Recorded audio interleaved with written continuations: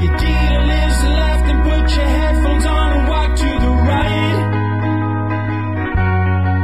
'Cause there's a nation out there, keep you safe, keep you clean, at least for tonight. So pay attention, Dopey Nation, the afflicted wanna reminisce.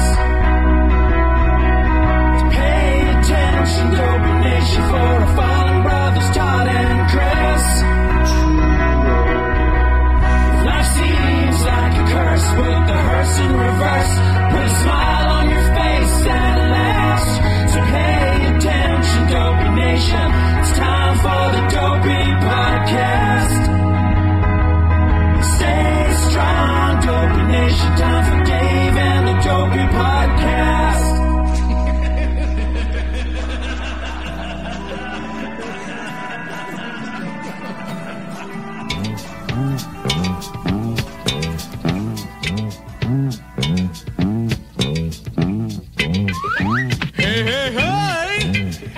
Time for Dopey.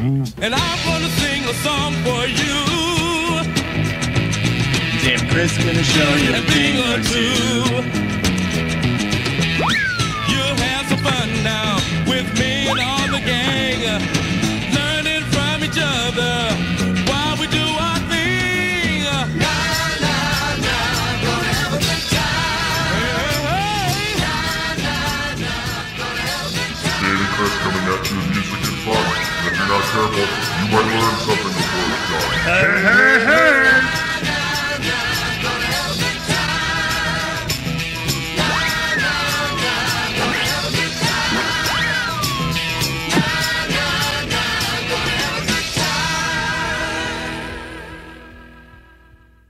This episode of Dopey is brought to you by our really good friends at Oro Recovery. My friend John Bucati just did an event at Oro Recovery and he called it Paradise. We know people who have been there to get well. They have said the recovery at Oro was remarkable. The people at Oro were outstanding. Founded by Bob Forrest and his friends, Evan, Jared, and Bob. Staff with decades of experience in co-occurring mental health disorders, treating addicts with love, compassion, and connection rather than control. If you can get to sunny Southern California to get better, I really suggest going to Oro, not to mention the amenities. Sound bath meditation, equine therapy, surfing, gazing at the ocean, fucking the potentially spiritually transformative sweat lodge. It's all there. Check them out at ororecovery.com and tell them you heard about it from Dopey. If you are looking for another great recovery podcast, I want to tell you about Recovery in the Middle Ages, a podcast about two middle-aged suburban dads and their pursuit of life, love, and recovery.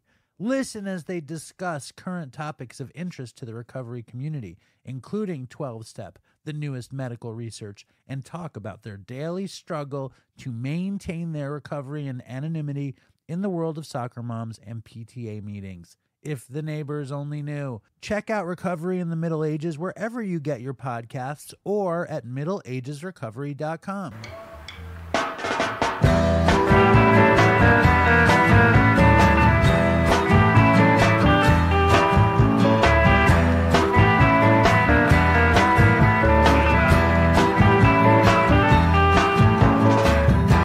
Hello and welcome to Dopey, the podcast on drugs, addiction, and other dumb shit. And my name is Dave, and it's a pleasure. It's a pleasure and an honor to bring another episode of Dopey into the world. I remember I'd listen to other people's podcasts, and they'd mention the number that their podcast was up to. And at the time, I was even more disorganized than I am now. And I'd be like, how do they know what number they're up to? But we are up to episode 450 fucking 3. Hold on. Let's, yay. And I say yay. 453. I can't stop the clapping. And I'm threatening still to do extra episodes. I'm thinking we're going to do a bonus Tuesday episode. I don't know how long I'm going to threaten to do it before we actually do it. But look to the horizon for a bonus Tuesday episode. And before we get into the show, we need to celebrate some dopes. First of all, we need to celebrate Jeff H. He writes in, "What's up, Dave and Dopey Nation? My name is Jeff H. from Orange County, California, the OC, and just celebrated 6 years of continuous sobriety. Congratulations, Jeff. Thank you for sending in your anniversary. I like that. I just got another one from Josh from Buffalo. Congratulations again, Jeff. I don't know if I congratulated you enough. Hey, I just discovered the podcast, and my wife and I, both in recovery, have listened together. Isn't that romantic? It's been a great addition to my recovery arsenal. On February 17th, I'll be celebrating 7 years clean and sober from everything. Yay. Shooting heroin and crack with vinegar and lemon juice. Now I've gone through brain cancer, brain surgery, family loss, marriage, house ownership, all sober. Amazing. Thank you for what you do. Congratulations. That's Josh from Buffalo. And Joe Schrank, Dopey OG, and former employer of Chris. Joe Schrank celebrated 20 years earlier this month. So big congrats to Joe. And if you know Joe, wish him a hearty and a happy 20-year dealie. And yeah, I guess Dopey is a recovery podcast. But it's about drugs, addiction, and dumb shit. And I think recovery could be under the category of addiction or dumb shit, depending on where you like to see it. And something interesting happened, I think. If you listened last week, you know that I was sick. And I got sick. I think I had COVID, but I refused to get tested because I hate the test. The test is so painful, and I'm such a pussy, I can't handle it. So Linda was like, you should get tested. I was like, what do I need to get tested for? And then I got sick for a few days. Then my daughter got strep. And then now Linda has COVID. But I took those days and I dedicated it to watching some very serious television. I watched the show Griselda, starring what's her face, Sofia Vergara. I don't even know how to say her name. Let's see, Sofia, Vergara, and she plays Griselda Blanco, the La Madrina of Miami, like the biggest woman coke dealer in Miami, maybe the biggest coke dealer in Miami. It is I was sick, I had a fever, but I watched that show back to back to back. It was a binging experience, and it was incredibly dopey, and I totally suggest watching it to anybody. But I had this weird thing happen. Another thing that happened last week was that Wayne Kramer died. And Wayne Kramer, of course, was the guitar player from the MC5. We had him on Dopey. We just replayed his interview. And I was actually going into his interview and editing a bit of stuff out, just cleaning it up. And I heard him talk about the jazz trumpet player Red Rodney. And he had met Red Rodney while he was in prison. And I don't know, I think I had just finished Griselda and I saw the movie Bird was on, some old movie channel. Like, I don't think it's Turner Classic, one of these MGM classics. I don't know. And Bird, if you don't know, is this movie that Clint Eastwood made about Charlie Parker, who was arguably the greatest saxophone player who ever lived. And he was a horrible heroin addict and alcoholic. And he was probably the person that made it cool for jazz musicians to become heroin addicts. It's probably why Miles Davis was a heroin addict, probably birthed a whole universe of heroin addiction. Probably beatnik heroin addiction came out of Charlie Parker. But Bird is this really junky feeling movie. And the alcoholism also, it's incredibly deep. And the mental illness and tragedy. And New York City in the 40s. It's not a well-loved movie, but I really love the movie. I put it on halfway in the middle, and it was such an alcoholic, junky vibe. And I remember I used to use and watch that movie and be kind of lost with them, wasted. And as you know, I often will watch movies vicariously trying to feel high or something in the movie. But I think I had just gotten over my sickness when I turned on Bird and he's in the middle of Los Angeles, I think getting sick.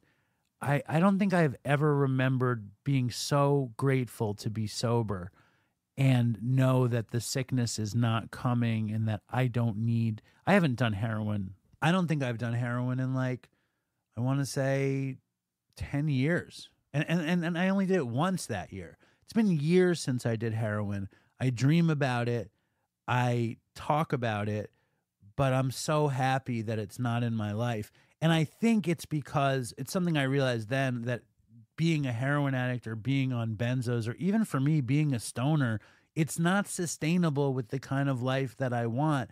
And I found this moment of deep gratitude around my recovery watching Bird. So I suggest watching Bird. I suggest sending in an email or a voicemail to the show. Oh yeah, the whole reason I brought it up was because Red Rodney is one of the big characters in Bird. So Wayne Kramer dies. I upload the Wayne Kramer episode. I have my day of sickness binging watching Griselda. At the end of the day, I turn on Bird, and Bird is hanging out with an actor who's playing Red Rodney, and Red Rodney becomes a junkie in the movie. And of course, it was Red Rodney who was in Wayne Kramer's book. It was just weird. It was just one of these things. Are there signs?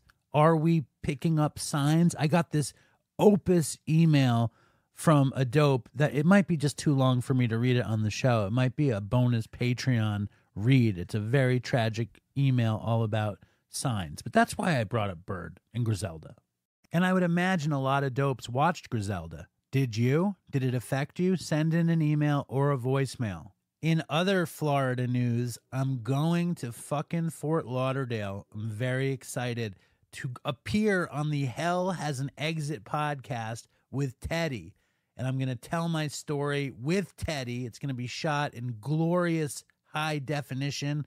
They're putting me up in some beautiful spot. I'm ridiculously excited. And if you guys haven't listened, you need to check out Hell Has an Exit. Teddy interviews fucked up drug addicts, people who spent decades in prison, wrongfully convicted, rightfully convicted. This week, Teddy has this dude on, Chappie, a.k.a. Peter Meyerhoff. He was in jail for 12 years. He was a crazy meth addict, multiple overdoses, with an insane comeback story. Check out the Hell Has an Exit podcast. It's available everywhere you get podcasts. Also, all the videos on YouTube, and you can find everything Hell Has an Exit related at hellhasanexitpod.com. I got this email that I want to read in reference to last week's show, where he says, "Hey Dave, I was listening to the recent episode where the Australian guy was talking about Datura. It reminded me of a drug that a couple of friends described to me that I never tried myself, called Hell's Bells. I looked it up and the plant name is Datura. I think it's more commonly called Hell's Bells in the US. It was described to me as a long, fucked up trip that I wouldn't wish on my worst nightmare, or worst enemy. At one point during my friend's trip, he thought he was at a party on top of a lake with a bunch of other people. Literally thought they were having a great time and walking on water. He came to by himself in the middle of the night, waist deep in a shallow lake, in an apartment complex that he didn't live in or know why he was there. Anyway, I've been meaning to write you for a long time, but that stupid drug finally pushed me over the edge. I'm a huge podcast listener, but honestly, Dopey is the only thing I've listened to for years. Every time I try one of my old favorites, it doesn't do what Dopey does. In my book, you're up there with the great podcast interviewers like Marin and Conan O'Brien. Different style, I know, but great nonetheless. It's really incredible. Thank you. That's nice. I appreciate it. It's incredible how you adapted the show after Chris passed and turned it into what you have. I know Stern is a huge influence, and Dopey reminds me of Stern in the sense that the Dopey Nation is the cast characters like Artie, Stuttering John, or Baba Booey. Not just fans of the show, but personalities on the show. I always get excited to hear updates from the old school dopes. Me too. One thing I have to mention is I know Grandpa Allen, who I love, has complained about the montage of Toodles at the end of the Christmas episodes, but I love them so much I listen to every one of them and cry at the end every time. The last two are fucking heartbreaking. I'm a therapist living in Portland, Oregon, and you and Chris not only helped me realize that I have a problem and needed to do something about it after like 20 years of mostly functional problematic drinking and drug use, but it also helps me help the dopes that I work with. I'm able to understand and support people so much better because of what I've learned from you, Chris, and the Dopey Nation. I love working with dopes in my therapy, and now I have even more to give as a result of the show. Not that this was a riveting email or anything, but feel free to read it and use my name or whatever you feel like.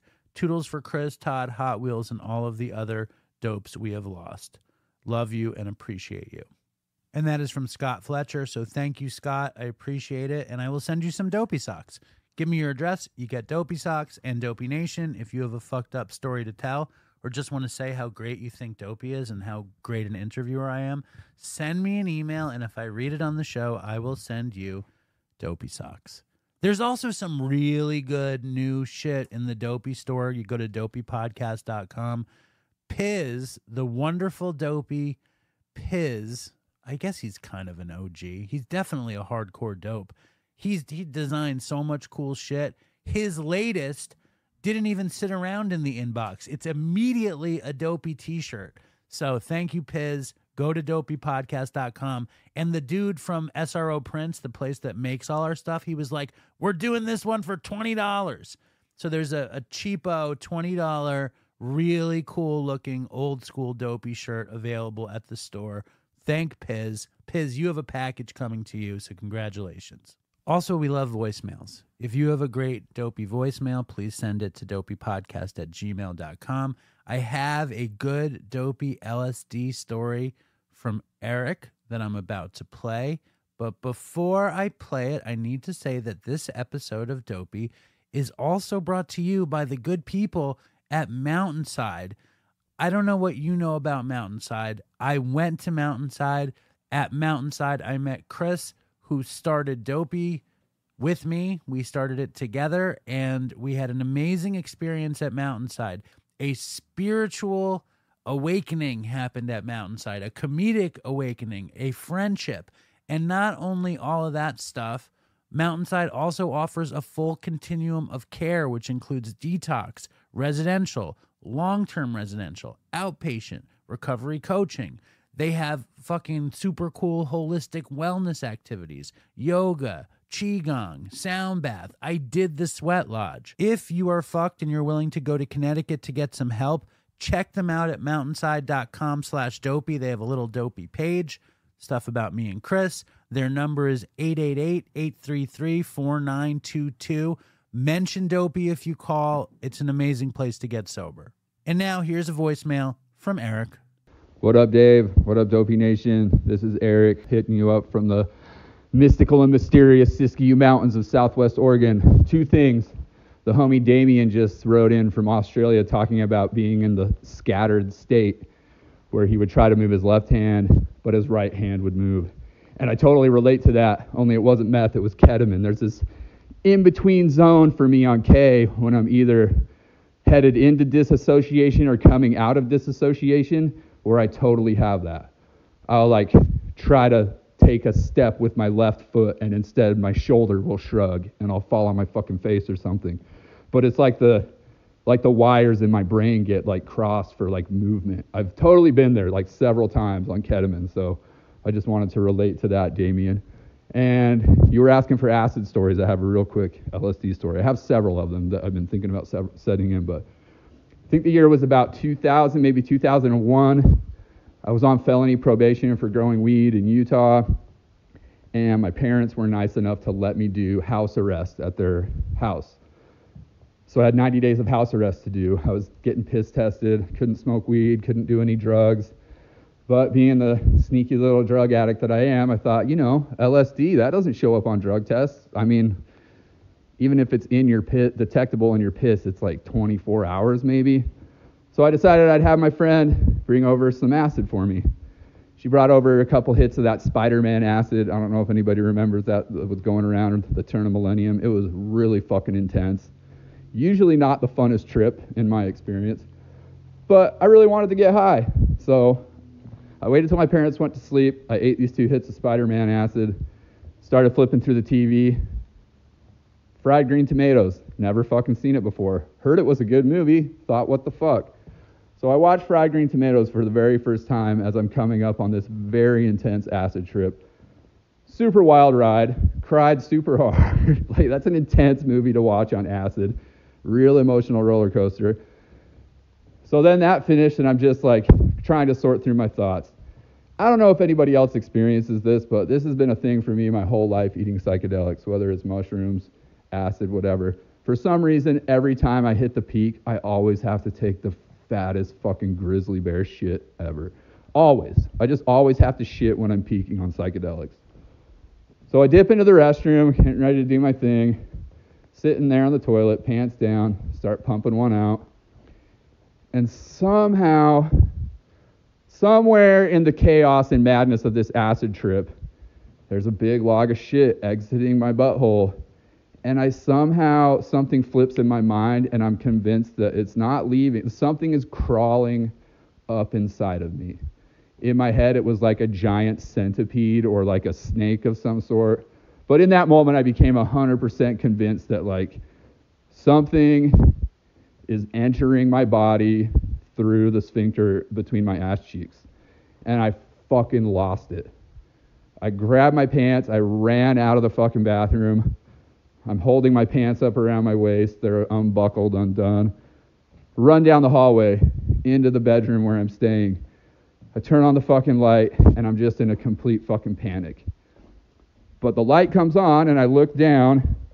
I see that I'm holding my pants up, but they're unbuckled and stuff, and I kind of walk backwards through my head of like what was happening. And I kind of realize, like, I can feel that, like, my butt's not really that clean. It doesn't feel that great back there. And I kind of like coach myself through what was happening. All right, you watched Fried Green Tomatoes. You had to take a shit. You were in the bathroom. Like, was there really a snake or so? Like, anyway. So I get my wits back around me, and I like creep back down the hallway very slowly, not knowing what the fuck was going to be in the bathroom. I'm still unsure if there's some kind of creature, some rogue dildo from the toilet. I don't know what the fuck it was. But I finally got the balls to go in there, and I just like looked in the toilet, and it was just a big turd. And I don't know what happened in that moment, but yeah, that was just a weird acid story that happened to me one time. So you asked for acid stories, and that one crossed my mind. There it is. Hey, also, big shout out to Jeff Leach. Is it Jeff Leach or Josh Leach? You know, without you, I never would have known, dude. Who knew that mushrooms could cure hemorrhoids? I hope one day to open up a hemorrhoid clinic entirely based around psilocybin therapy for hemorrhoids, because apparently, according to Jeff Leach, that's a thing. I don't know, episode 438. I would love to hear what everybody thinks about that claim that he makes.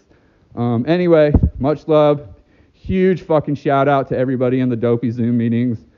I can't even describe the kinship I'm starting to feel for you people. And yeah, dude, I love the podcast. It's a big part of my life, big part of my recovery. And much love to everybody. Fucking stay strong. Toodles for Chris, toodles for Hot Wheels, toodles for Todd. And much love, everybody. Thank you, Eric. I don't think I have any recollection of ever needing to shit on LSD or mushrooms. I feel like you should always try to evacuate the bowels before a deeply psychedelic journey. But I'm sure I'm going to get 20 emails who think that defecating is a huge part of psychedelic journeys. And I like that he brought up Jeff Leach's hemorrhoids bit. This is Jeff Leach on Dopey on hemorrhoids. Hemorrhoid I'd had for months. Healed Instantaneously. Just my muscle, just the vein just stopped being angry. I want to give a big, hearty thank you to Eric and Jeff Leach. Do you have a shitting on acid story, or maybe a real snake came to get you while you were on acid on the toilet? Send it in to dopeypodcast@gmail.com, and maybe you could get some really cool new Dopey socks. Today on the show, we have internet sensation, YouTube content creator, fucking TikToker, all that stuff. She's a single mother heroin addict in recovery with a shit ton of followers all over the place on social media. She kind of documents her life, and she has a crazy, great Dopey story. Her name is Abbey Fickley, and we are going to get up to Abbey very, very soon. But first, I want to just thank the good people at Diamond Recovery for jumping on board as Dopey sponsors. Diamond kicked off last year on a mission to help out as many addicts as possible, and they are there for those who are suffering. They have 3 amazing residential treatment centers up and running, and get this, they've got a 24/7 hotline. It is 844-909-2525. If you know anyone who needs a friendly ear, they've got your back. Once again, thank you, Diamond. If you're anywhere near Georgia or Florida, check out diamondrecovery.com or call them at 844-909-2525. Everything I've learned about Diamond, they have an incredible co-occurring mental health disorder treatment center specific to co-occurring mental health disorders in Florida. They really help a lot of young people. It's an amazing place to get sober. Again, diamondrecovery.com. I want to read another email. All right, here we go. I got this email a while ago, but here we go. I'm just going to read it. And I apologize to anybody who sent in an email or a voicemail and hasn't heard it on the show. I'm so disorganized. I don't know if I put them all into this folder and then I don't know which I've played or read and which ones I haven't. So if you feel like you've written a banger email, but I don't trust you guys. Like, you're going to say I haven't played it, but I have played it or I have listened. So if you're sure you sent in some super banger fucking Dopey story and I never read it, write me another one and tell me. And I know I owe a shit ton of gear. We're shipping today, and tomorrow you will get your gear. I promise. All of you. Now here is the email. Dave, been meaning to write this email for a while, but holiday and work shit kept me busy. You put a post on Instagram not too long ago of a family all dropping acid or something and asked if anyone tripped with the family. I have a good story for ya. Yeah, Y-A. It was probably around 2011 or 2012 on New Year's Eve. I had gotten some chocolate shrooms and decided to eat some. I was also able to convince my 60-year-old mother to indulge with me as well. Her first time ever doing hallucinogens, but she wanted to, and we were at the house, so I figured why not? I could think of a lot of reasons why not. We eat the chocolate, and things are going great. Watching fireworks, tripping, having a great time. My brother decided to tie 2 of those big ball fireworks together and set them off. Well, that didn't work out as planned. One went off, and the other we thought was a dud. Well, it turns out it wasn't. About 5 or so minutes later, one of my neighbors comes over to tell us, the front of your neighbor's house is on fire. We run into the street and see that dried sago palm in front of their house was up in flames. I'm freaking out, and I turn around and I see my mother in the middle of the street, hands in the air, yelling, "This is the best night of my life." Suffice to say, I forced her into the house and told her to speak to no one and stay put while I tried to run next door with buckets of water. It was a shit show, but in the end, there was no real damage to the neighbor's house, and the cops and firemen didn't even bother coming to talk to us. Crazy at the time, but one of my favorite stories with my mom. Safe to say we don't shoot off fireworks anymore. Ha ha ha. Hope your holidays were great and that the family is doing well. Thanks for all you do, Dave. Much love to you, Quinn. You can say my name if this gets read. Thanks, Quinn. Any other family tripping stories out there? Send them in. Quinn, you get socks. Send me your email. There was a lot of really positive response to Twan on the show, the meditation master. Craig wrote, "Hey, Dave, Twan again was the most beneficial guest to me that I've ever heard on Dopey. Wow. Thank you. His insight on spirituality just clicked. It made so much sense. I wonder if there's a way to get a transcript of that interview that I could send to some other people behind bars who could really benefit from it. Not just Montana, but also another guy I sponsor who's locked up. Craig? I don't know. I'm sure there is a way to get a transcript, but I will look into it. Lots of people loved Twan, I have to say. And now we're going to hear, so we're going to get to Abbey in a second. I just want to say that this episode of Dopey is also brought to you by the very, very great people at Discover Recovery, the greatest treatment center in the Pacific Northwest. The medical staff is on site and they know what they're doing. They strive to provide the best treatment in a region that's been historically underserved. You throw a rock out there, you're going to hit a junkie. And out there at Discover Recovery, they have luxury accommodations. It is founded by our friend Chris Paulson, who's been on the show, who will be back on the show probably sooner than later. And to quote Chris Paulson, he says, "I'm not great at selling. We operate with integrity. You personally know one of the co-founders. We are trying to do right by those we serve and have a true proven track record. For more information, check out discoverrecovery.com. When I was talking to Chris about it, he was like, just check our Yelp reviews. If you want to go to Discover Recovery, go to discoverrecovery.com. If you want vouching, check their Yelp reviews. And if you're in the Pacific Northwest, there's nowhere else to go. Discoverrecovery.com. Here is Abbey Fickley. And I am joined by the vivacious and lovely Abbey Fickley. So kind. Thank you. I'm so glad to be here. Fucking YouTube star, influencer, content creator, Instagram, massive person, TikTok, fucking 500,000 followers, and sober, recovering heroin addict, co-parenting woman from Pittsburgh. I think it's the best introduction I've ever had. People like my introductions. Wow, I couldn't have done that better myself. Wow. That was phenomenal. Thank you. Welcome to my father's apartment. Hey, thanks for having me. I like it here. It's spacious, I was saying. I was surprised. I love it. Well, you do podcasts all the time. You know what? Not all the time, but I suspect I'm going to get more and more into them. I do. But have you ever shown up at anybody's senior citizen father's house in Jewish public housing before? No, I haven't. It's an adventure, right? It's incredible. I love it. It's a first. And Abbey also ventured in to attend our dry, dopey January at Peoplehood and the Phoenix. Unreal. It was unreal. Incredible. It was pretty good. It was. I left on a high, and that's how you know it's good. I just felt it was incredible. And Abbey brought her dad. I did bring my dad. He's a big part of my story, and he's my favorite person to travel with. And it's like a free bodyguard when I walk around the city, you know? It's totally. He had a blast. He liked it? Oh, he loved it. He really did. Did he have, what about Chloe's? Chloe had a very risque set. Is that weird to sit next to your dad when she's talking about fucking God and such?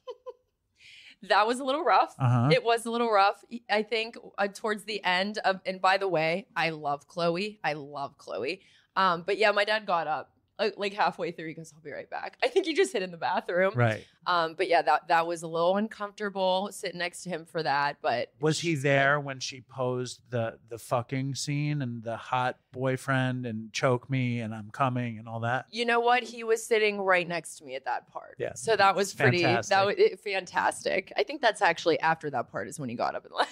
My daughter, right? My daughter won't let me walk into the room. She watches Outer Banks, which is some like Netflix teen show. I've heard about that. If I walk into the room, she shuts it off. I don't blame her. So imagine like fucking Chloe LeBranch, fucking God's father, whatever, Jesus' dad. Anyway, my dad reads at church every Sunday. Wow. So he was the candidate, the perfect candidate for the scene. But he can handle a joke. He can. He's a down-to-earth, really cool dude. So I knew he was okay, but it was funny sitting next to him like that. I'm like, okay. He did us both the favor by getting up, I think. Well, I love having heroin addicts on our show. Oh, thank you. So I think it's very good that you're here. Me too. And when did you get high first? Oh, when did I get high first? High school.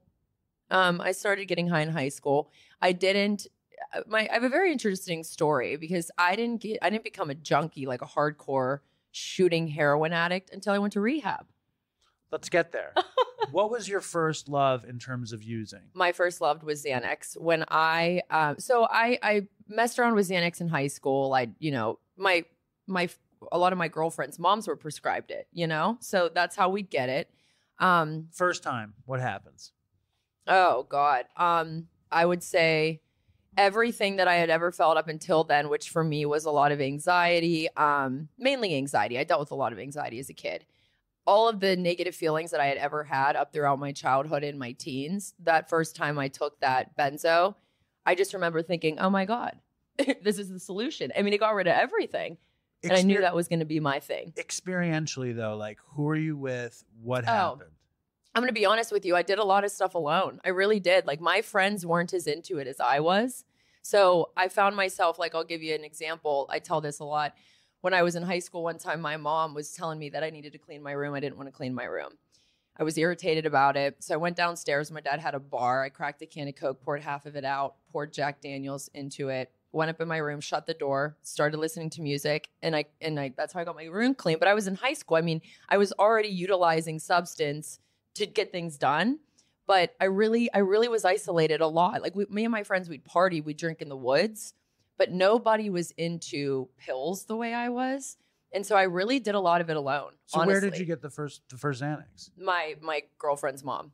One of my friend's mom. Did your friend give it to you, or did you steal it from their medicine cabinet? She actually did give it to me. But, well, and, you know, I will say, there were a few of us. We would go on blunt rides, and we would pop a couple Xanax, and we would just smoke a blunt, drive around, have fun, go home, stuff like that. But truly, it didn't get crazy until I went to treatment, until I went to rehab. But, yeah, so it wasn't, nothing terrible was happening. I wouldn't even say I was at the point of having problems yet. It was still fun.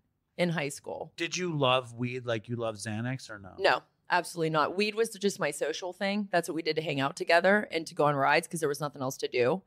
Well, it's great. Going on a ride, smoking weed. Yeah, I love it. Yes, exactly. But once I found the pills, yeah, no, I could care less about weed. I was a total benzo addict as well. Oh, really? And but I didn't do benzos until way later. Okay. And I had the same exact response. I mean, I had a perfect response to weed, a perfect response to benzos, Klonopin, Xanax, Ativan, Valium, whatever, right, and a perfect response to heroin. And I wouldn't say I can't pick one of them. They're all my drugs of choice. Right. Like I love them all, and I love them all together. Can't just pick one. I like them all together. Yeah, the most. I get that. Weed. I mean, well, that heroin shows, and benzos. I know it's a killer combination. It really literally. is. It literally. So when does it get bad that you even need treatment? Well, so yeah, here's the interesting thing. So basically, I get pregnant at 19. Hold up. You're using and I've seen your co-parenting guy online. So do you use with him? No. So here's what's interesting. I grew up in the suburbs. My parents did well. We had everything we needed. The father of my child grew up very opposite sort of thing, surrounded by addicts. When he was like 12, he had a responsibility. He had to check on his uncle every day to make sure he wasn't overdosed on the couch. So every day at a certain time, it was Bobby, that's the father of my child's name. It was his job to go over and check on his uncle and make sure that he hadn't overdosed. And so he was around it very intense. I mean, his father passed away as a direct result. We found him with a needle in his arm. Oh, you were there? No. I wasn't, but Bobby was, unfortunately. So did he know how much you were using at the time? No. I tried my best to hide it, but it was this sort of thing where he'd go through my phone. He would see that I reached out to somebody for benzos. He'd smash my phone. Eventually, he ended up kicking me out because I just refused to get sober or stop. But here's the thing. I wasn't physically dependent yet. I think I was just like binging in a way. I couldn't do this if I tried now so perfectly that I wasn't physically dependent. And then I get pregnant. I have my daughter. How old were you? I was 19 when I got pregnant. I had her at 20.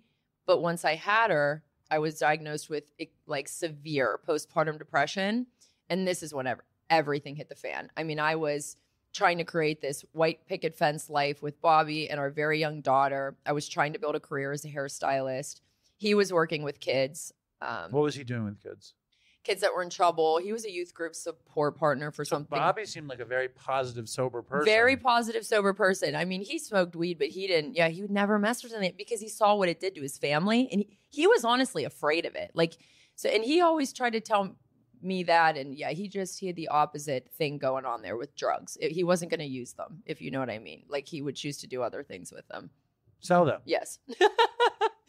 So we can speak plainly here. That's what kind of connected us. Was he your? I was he the your consumer. source? Well, see, just with weed. The plug, as they say. The plug, as they say, but just with weed. Anything else, I would get elsewhere. He wasn't doing any of that.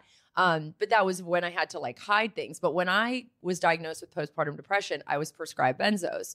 And I mean, I think the bottle was gone in a week, which it got worse from there. But what happened was I was drinking on the benzos. So the reason I ended up needing treatment, or people in my family were telling me I need treatment, is because I was wrecking cars. You know, by the grace of God, I never hurt anyone, but that was my thing. I mean, I think I've totaled 4 cars drinking and driving because I was mixing the benzos. So that was kind of when my family gave me this ultimatum: go to rehab, or like, we will not be a part of your life. And so my initial reaction was, you guys are crazy, because I wasn't physically dependent to anything. I didn't think I was an addict or an alcoholic. And you had the baby. I had the baby still. Bobby and I, right around when she turned 1 is when him and I split up. So I moved back in with my parents. With the baby. With the baby, but we were co-parenting 50-50.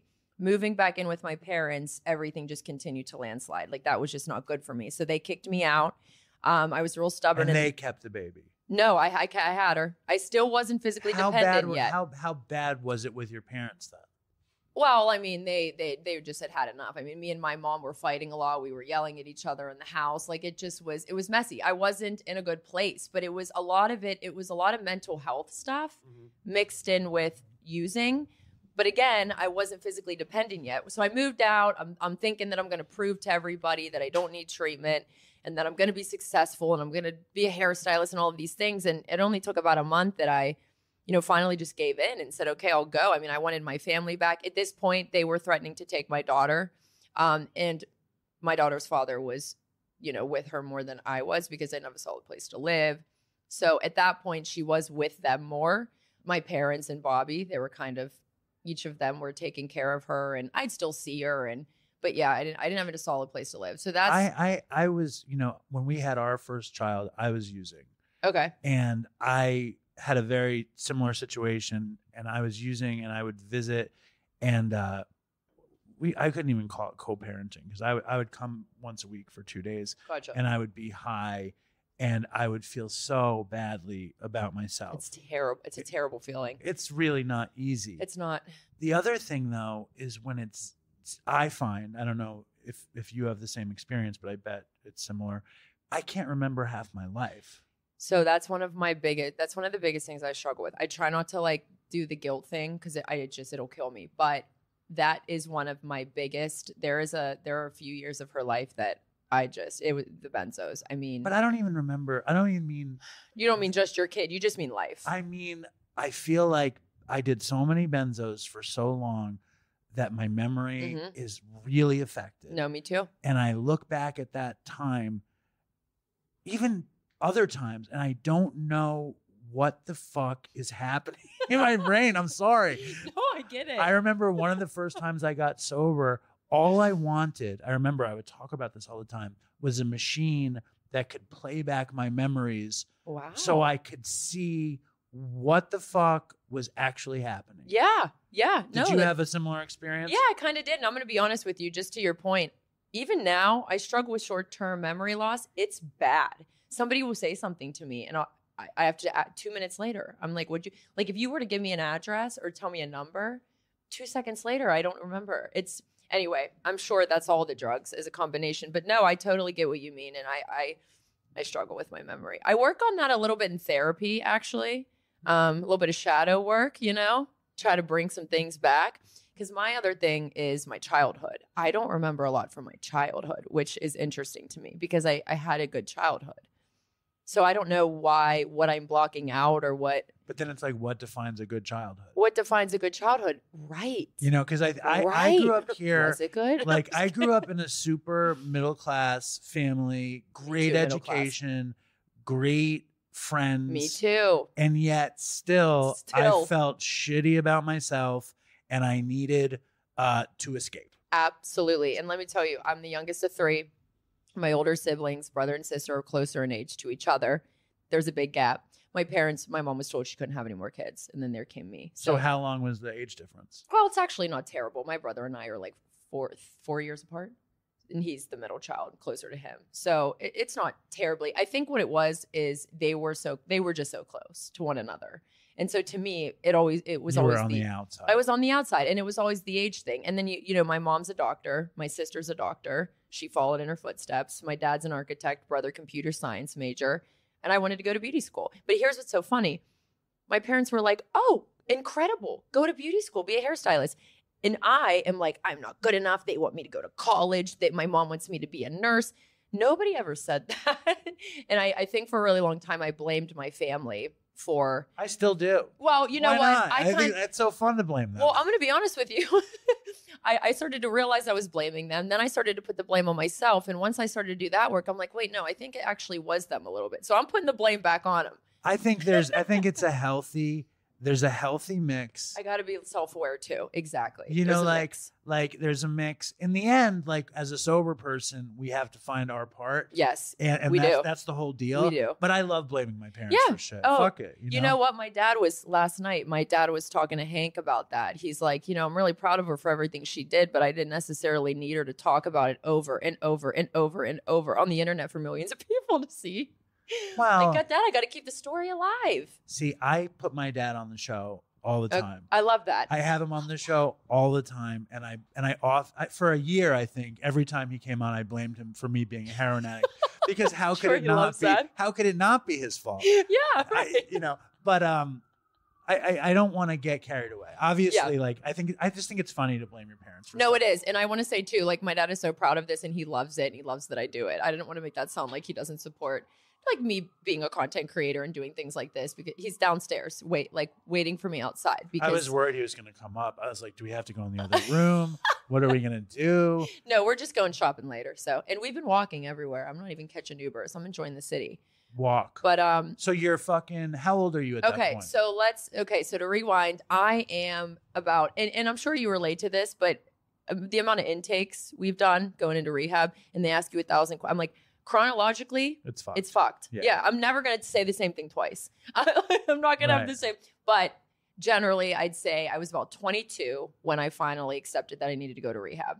Now, it's still questionable. Like when I talk about this online, people will debate, did I ever need rehab? Was it, if I would have never went, would I? But I'm an addict through and through. Everybody has shit to say about everything. True. And there's nothing you can do about it now. Right. But I'm an addict through and through. And I believe it would have manifested regardless. But when I went to rehab for the first time, of course, I had to go to California. That was my one-way ticket to get to LA.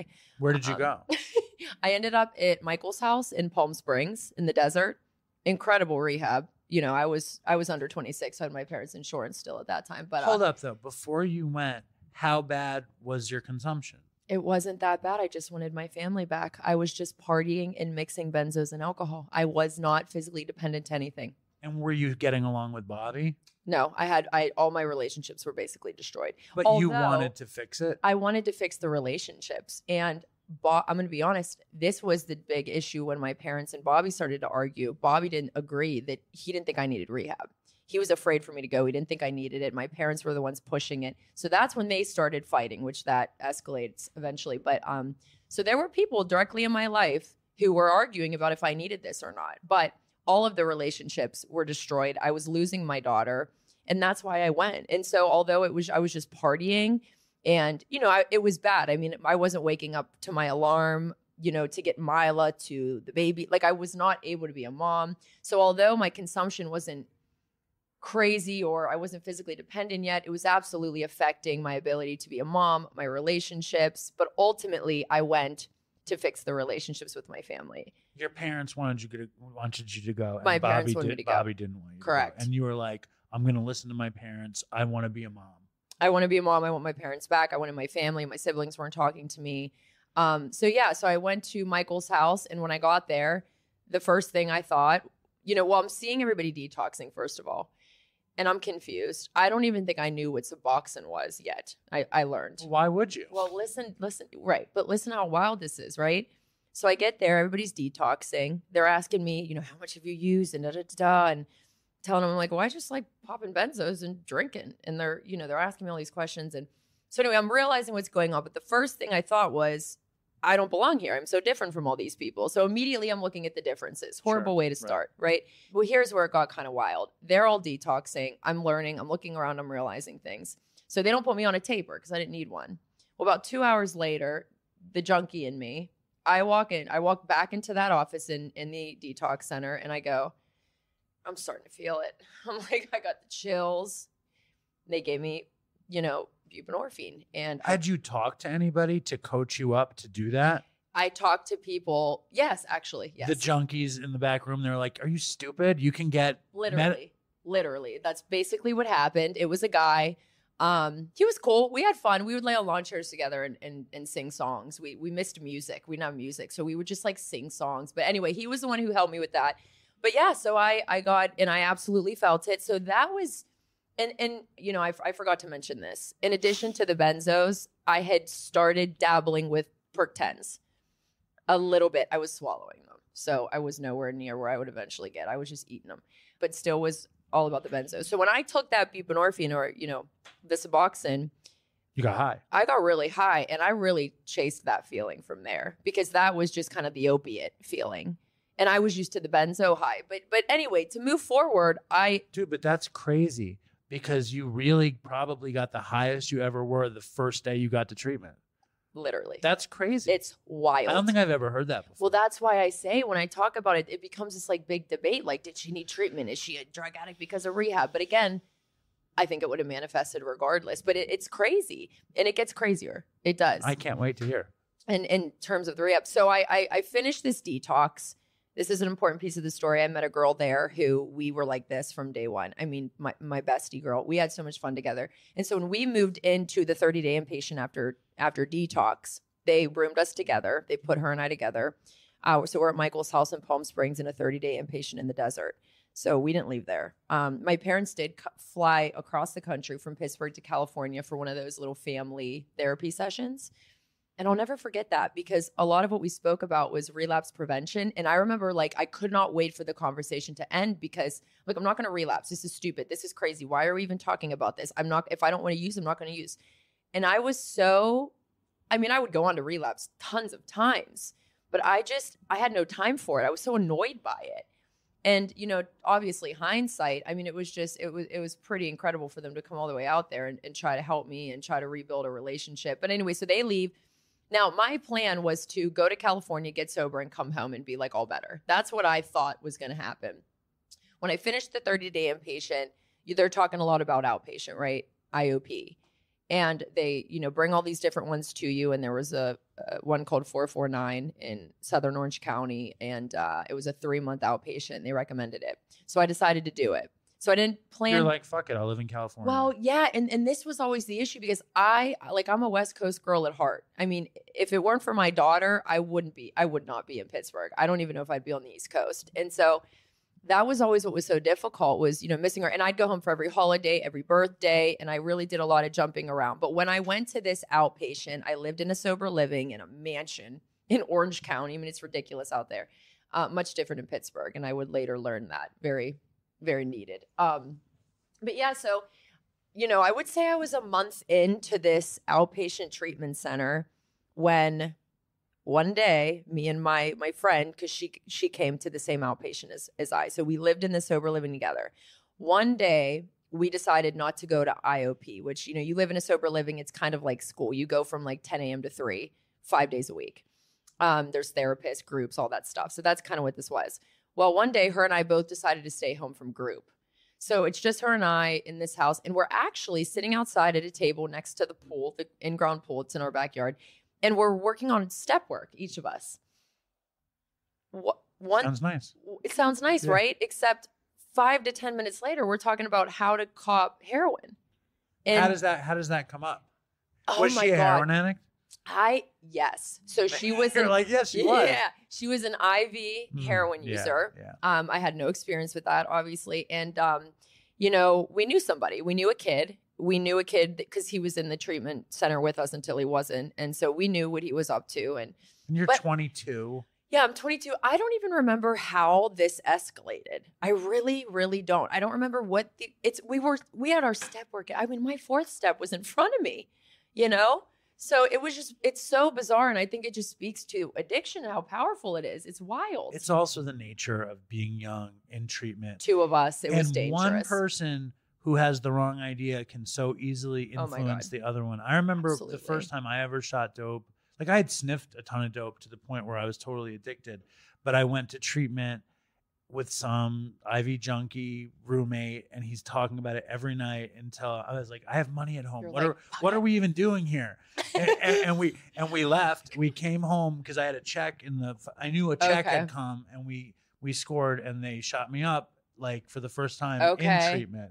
Like, oh, we have that in common. It was like I left a 28-day to shoot up for the first time. Okay. What was your experience? So here was mine. So we meet up with him, and then he ends. How old is the dude? He was like my age, early 20s. Paint a picture. Oh. What kind of guy is he? Okay, no, this is good. Okay, so kind of short. The definition of a baby face. Very much a baby face. Curly hair, curly short dark hair. Small little guy with this baby face. Looked so innocent. Yeah. I was kind of attracted to him, honestly. I mean, I had a thing for baby faces for a while, but so there was, we were just being flirty or whatever, but he gets it for us. And here's the deal. Me, him, and the girl that I was close with, we are at the San Clemente Pier. The girl and I are technically still in this program. It's just, it was like nighttime. I don't remember what day of the week it was, but we had free time. You know what I mean? So I was still living in sober living and going to these classes. It was in the evening. We went down to the San Clemente Pier, which is something we commonly did. We would build fires and listen to music and just hang out at the beach. We didn't know what else to do. We were sober.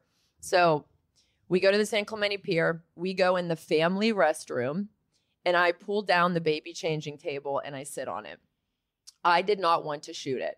They did, obviously. They were both IV users. Did they share the needle? Well, yes. And this was tar. So I am thinking, oh, I'm just going to snort it. And then I see it and I'm like, oh, shit. Well, he still tried. He like put a little bit of water in it. And he literally told me, he's like, I tried it. It's like very awkward to do it like it's so weird. I mean, it's just like when you get water in your nose in the pool. It's just a horrible feeling. And it also didn't do anything. So I'm like, okay, screw it. It was the only way to get it in my system. I was terrified. You didn't want to smoke it. You didn't have any tinfoil. No, we didn't. Yeah, we didn't have the supplies for that. And they're fucking in front of you. We weren't prepared. Ready to shoot heroin. You're trying to squirt, or not even squirt, but just shove a piece of tar up your nose with water. Literally. See, what we would do is we'd put it in Afrin bottles and mix it with water and squirt it up our nose. Oh, wow. Like nasal spray. Wow. That's literally like nasal spray. Yeah, that's how we did it. Wow. Until I shot, and my friend would smoke it. But you're like, fuck, okay. You didn't have an Afrin bottle. Yeah, I didn't have what we weren't prepared. Yes, yeah. Exactly. You're like, wait a second, I could use it. You're like, I see the mechanisms in your brain going off. So you're in the bathroom. So I'm sitting on the baby changing table in the family restroom at the San Clemente Pier, and I go, screw it. Well, now hindsight, knowing what I know now, in the moment I didn't realize this kid was an idiot. He's trying to do it in my wrist. Okay. And he's struggling. We're having issues. And I'm like, this is a nightmare. I'm just being poked and stabbed. And anyway, eventually. It's also very for everyone to see. Well, that too. It's just a horrible spot. No. I ended up getting a little bit of cellulitis. It was like swollen and I had to take a couple antibiotics once I got caught, but I'll get to that. Anyway, he hit me and. Where did he wind up hitting you? We got it. We ended up getting it in the wrist. It just took him like 10 tries. It was just awkward because that was the first spot he picked, and I didn't know what. I trusted him. Anyway, once we were successful. Oh my God! I mean, yeah, it changed everything. Screw the benzo, screw the Percocet, screw it all. I mean, there was nothing that could beat that for me. That feeling, the process of it, the whole ordeal. I mean, and it was also the quickest my life went to shit. Like. Well, I'm realizing you also had the baby at home, and they're telling you, you stay out there and get well. You're 22 years old. You're at the very tip of your addiction. Yeah. And you're going to live in this mansion in Orange County, this fantasy. Yes. And the baby has to be so far away in your head. Mm-hmm. And I'm sure I could see the look on your face. You're like still in pain over the fact that you made these decisions so many years ago. It was horrible. And, we had a plan. Don't say anything. We chose it on a day where we had 3 days before we were going to be drug tested. Like, we had the whole setup. Except the girl just, like, totally lost her mind in treatment the next day and was like, oh, I use? And just totally ratted on herself. So I mean, at first I was pissed. I'm like, are you kidding me? She's like crying. I'm sorry. Obviously, that's technically the right thing to do. But at the time, I was so mad at her. So she felt guilty, and she goes to like her therapist. She went to her. We all had her and I each had a different therapist, but she went to her therapist. It was she also the night that we did it. She was calling everybody. She was acting up. I told her, I'm like, relax. Stop calling everybody. She called the guy she had a crush on that lived in the sober. I'm like, you need to. She was like drunk dialing. Yes. Dope. Yes. I've never heard of that. Yes. That's exactly what she was doing. Yeah. And then dude picked her up. Right. I'm like, girl. That makes sense. I'm like, we're supposed to be sitting at the pier just Getting enjoying high. this. Right. Come on. So I stayed with dude. It wasn't enough for her. It wasn't enough for her. So did you hook up with Babyface guy? I did not hook up with Babyface, but we kissed, but that was it. On the pier. High on the pier. We also, I don't know if I want to get into that. We did do a Ouija board on the lifeguard chair. That's why we kissed. Something happened on the Ouija board. He did that. He's like, oh, I told us we should kiss. Idiot. Wow. That's smooth. Smooth Babyface guy. Yeah, exactly. But no, anyway, so that night ended. Next day came. She, ratted on herself. I got angry. So I'm like, well, I got to rat on myself because I knew it was going to come out. And I knew it would be better if I told my therapist before they found out. So here's what was interesting. They sent her to a whole other treatment center. I never saw her again. That was the last of my friends. Did they test you? Well, I ratted on myself, so they knew that I had it in my system as well. But what they did punishment wise for each of us was just so different. And I think what they were doing was they just wanted us separated. I think they knew that we were bad for each other. So they send her to a whole different treatment center in like Sacramento, and she falls in love with some dude because we kept in touch. They let me stay, and so I did stay, and I continued on attempting to get sober. Now, I had to go to they made me go to detox. Obviously, I didn't need it. It's like a protocol, I guess. But it was only like 20 minutes away. So I was staying in Orange County. So I only went for the weekend. The problem with that was I knew with the health insurance thing and being there, I knew that my parents were going to find out that I had relapsed because I was on their health insurance and I had to go to this stupid little intake detox thing for a day or two. And that's exactly what happened. In fact, the guy called my mom. I don't know why to this day, but the nurse called my mom and told her what was going on. So, I had booked a flight to go home to see Mila for Christmas, and my dad canceled that flight when he found out. Devastating. And, I'll never forget, I was in a, a druggy buggy and Ativan on my way to group. And I'm on the phone with my dad. And I'll never forget this. He said to me, screaming, he said, "What are you, a fucking junkie?" And in that moment, I don't know. I go, yeah, Dad. I guess I am. But I'll never. That's why he's responsible for your heroin addiction. I like you. We'll keep this list going.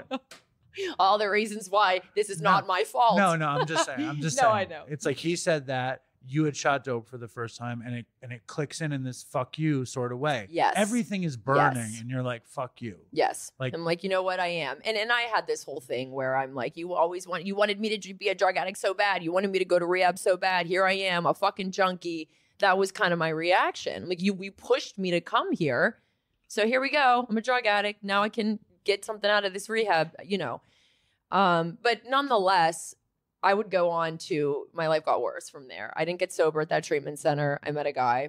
And in fact, for a little while, we were doing okay. I worked in treatment. So you had rehab romance. I had rehab. Oh, I had rehab. Yeah, a couple of them. I can imagine.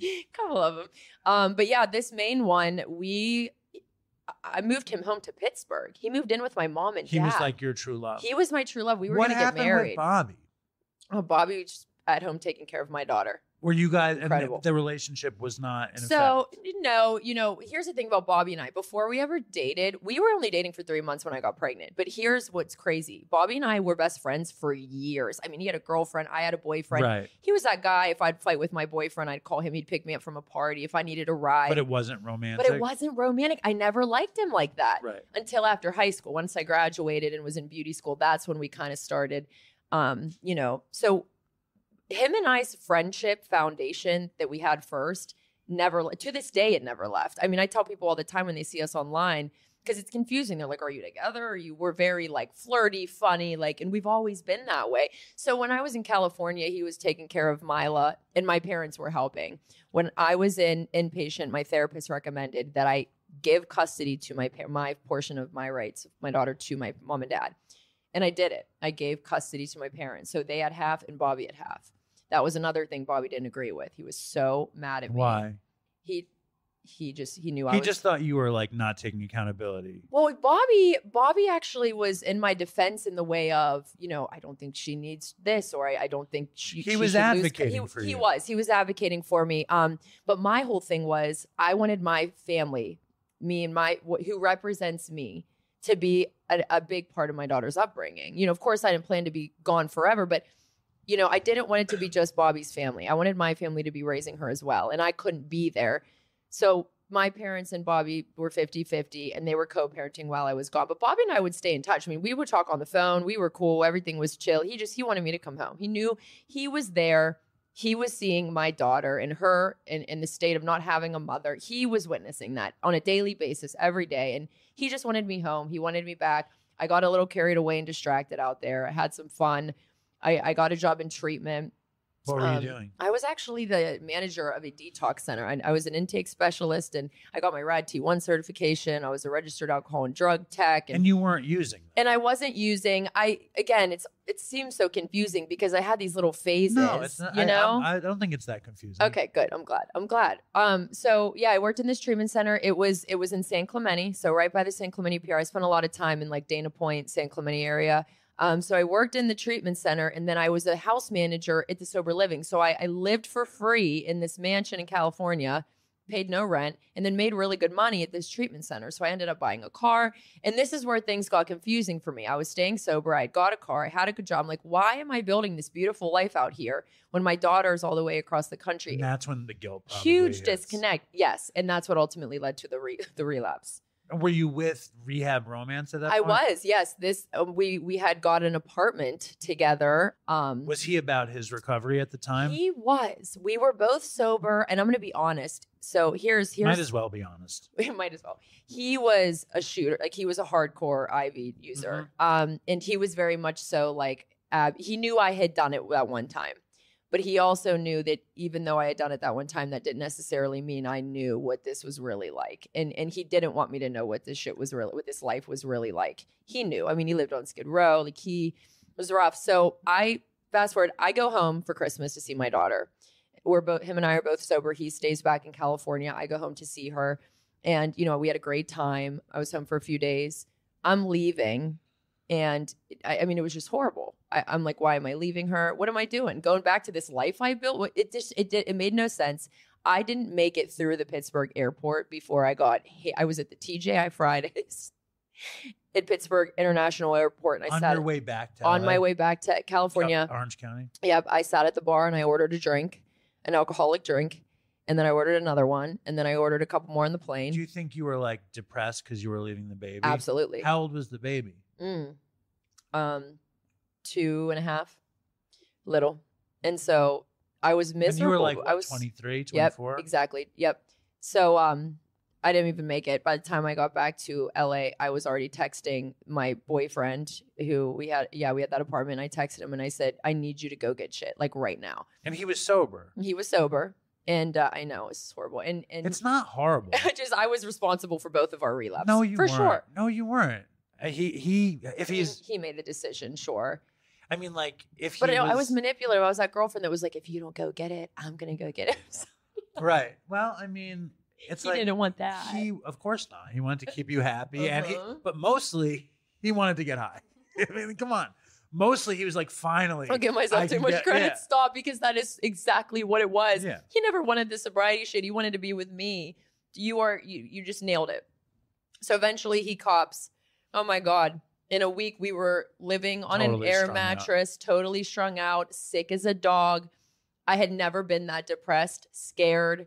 I mean, I felt like I was dead. Does he pick you up at the airport with needles and dope? So no. So he picked me up and then we went home, and it was like this in the car. I'm bitching about, you know what I mean? It was this process of me begging him. And so once we got back to our place, he ended up leaving and going to get it. And then, of course, got rigs. And So that's when I really learned how to do the shit. So that's when I learned how to do it myself. That's how I learned it all. But I can't even put into words the feeling when it's not good and when you're not high and when you're sick and when you're strung out. And I can't even explain how horrible I felt. I mean, just empty. I was essentially dead. Did you go back to that job? So we were working it for a while without them knowing we were using. Now, here's what's so wild. The people that own this treatment center, they were very religious. They actually started my introduction to church and worshiping. They were like my second set of parents, I called them.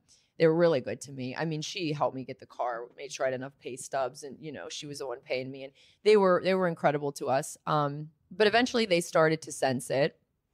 Here's what's so terrible. I was in charge of, like, if we'd have an AMA where we'd had somebody leave, I was in charge of disposing the Ativan. It's very convenient. It's very convenient. And you're using. And I was disposing of them. I was getting rid of them. Yeah, you were consuming them. You're Yes. getting rid of them down your throat or in your arm. Yes. So, yeah, it was mainly the Ativan. But that is when they started to catch on. And so How did they catch on? I'm trying to remember what exactly. It was my boyfriend. He was the one that kind of gave it away first. I think he was like, he worked there too. I forgot to mention this, but he was like a supervisor type of thing. He would work the graveyard shifts, just watching the clients. So he'd just sit on the couch or whatever, make the beds. I would do like vitals checks. I'd have to put them into the computer and that kind of stuff. He was like the overnight tech guy. He was the overnight tech guy and the graveyard shift guy. So he was just nodded out on the couch. He's the guy you smoke cigarettes with when you wake up in the middle of the night. Exactly. Yeah, he's the one you drink the coffee with. Up on the porch in the morning. You tell him your life story in the middle of the night. Uh-huh. Yeah. Oh, listen, I had a woman one time. I will never forget her in a treatment center. And she sat with me. And those people are important when you're struggling. It's funny. But yeah, he was nodded out on the couch. He gave it away. And then I forget what happened with the medication, but I remember being afraid. So they found out that he was high because he nodded out at work. He nodded out at work, and then additionally, he asked them for like a paycheck up front. That's always a red flag. That's always a red flag. As a recovering junkie tech. Can I Yes. get the money in cash? Yeah, can I get my paycheck that's supposed to come in 2 weeks that I haven't even worked for yet today? Maybe you can just advance me some That's- heroin this week. Just cut everything else out. So that's kind of what did it. Now, the only thing I knew to do when shit would hit the fan was run to the opposite place. So when shit would hit the fan in Pittsburgh, I'd run to California. When shit would hit the fan in California, I'd run home. So you get fired? So we didn't, before we could get fired, we ran. Like truly just dipped. And when's the first time you find yourself addicted to heroin?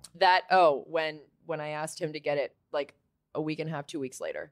When I asked every him, day. Oh my God, yeah. And you guys had money. Yeah, from working, we were getting paid well, and we were able to use while working there. So for a while, it was working until it wasn't, right? But here's what happened. So they caught on, the owners of this treatment center. We didn't want to get in trouble. We wanted to run to Pittsburgh. I'm on the phone with my mom. Mom, after coming home, it's really making me realize, like, I think I'm ready. I need to come home. They let me and Tyler move in with them, where my kid is half the time. Did they know how fucked you guys were? They had no idea. They thought we were sober. What did Tyler seem like? Well, here's what's so funny is I'm imagining him needle hanging out of his arm, covered with tattoos. I'll show you. No, actually, he is so handsome. He's a very good look. He has one tattoo. That doesn't mean he doesn't have a needle hanging out of his arm. No, he does. You're right. But he has one tattoo. Actually, it's funny. He has a big panda. He has a real big panda on his stomach. I was just, what the fuck is that? But no, he was a very funny guy, trauma funny guy. He'd been through a lot of shit. Very much like won't speak with a therapist. Very like humor and comedy is his gig, and he's hilarious, and he is so good looking, and he's currently on Skid Row shooting heroin, and he's been for the past since I left him, the day I said goodbye to him. But yeah, so we moved back to Pittsburgh, and we had this idea that we were gonna do our last little bit we had right before the airport, fly to Pittsburgh and start over. That is what we thought. Until we get to Pittsburgh, we go to bed. My dad picked us up from the airport. We wake up the next day and we are sick as dogs. Sick. With nothing. And think I didn't know anybody in Pittsburgh because I didn't start until California. So we were like really screwed. You knew where to get weed and Xanax. Yeah. Which is exactly what we did. And then, we got there. Those eventually. are good detox medications though. No, they are. But so how did you find heroin in Pittsburgh?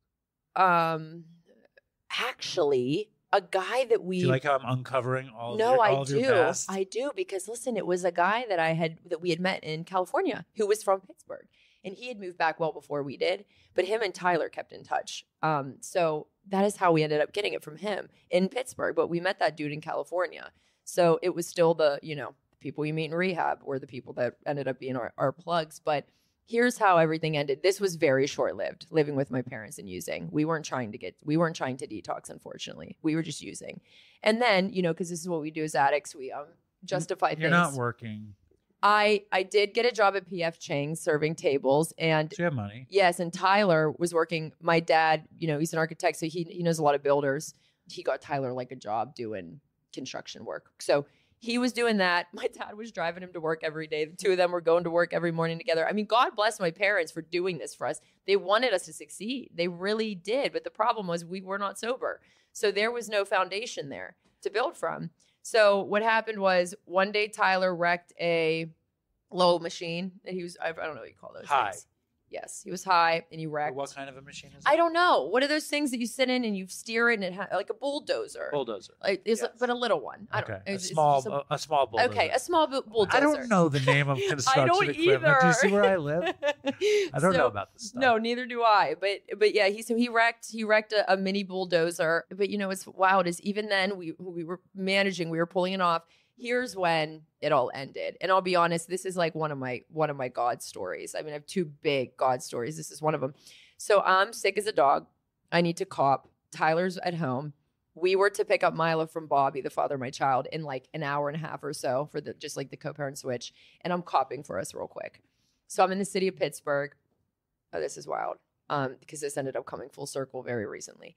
So I go get the shit, and I'll never forget this because when I walked out of the girl's house, she handed me a pack of ramen noodles, and she said, "Carry this in your hand," like very obviously, walking to your car. What I found out, hindsight, is they were being watched, and of course I didn't know, but so they set you up with the ramen, so they knew who you were. Well, no, so she didn't set me up. She knew that they were kind of being watched by cops, so she just gave me the ramen noodles just to make it look like You had something. I had something. But what I didn't know is the police were watching, and they watched me walk out of that house. I got in my car. I was so sick, I couldn't wait.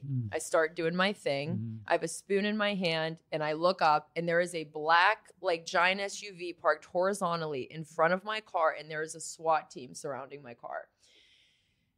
So I don't know why. I threw the spoon. Like, I just threw it.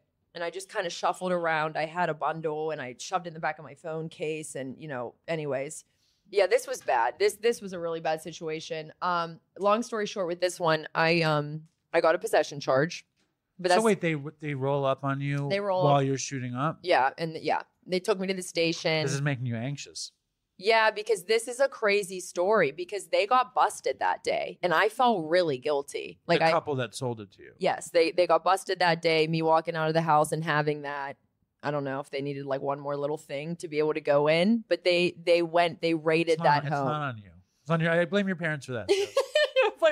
Dad told me that. No, I'm just saying that's interesting to me that you feel guilt around that. Here's why. I'm going to tell you why. So they get raided. They had a kid in the house, a little kid, a 2-year-old. Right. They found a lot. They got caught with a lot in that basement. But here's the thing. After this happened, my mom was afraid, like really afraid. She couldn't sleep. She was afraid, locking the doors and just really freaked out. That is where my guilt comes from. Like the fact that my mother was afraid. Is that how she found out you relapsed? Yeah. So this is how everything hit the fan when I got arrested.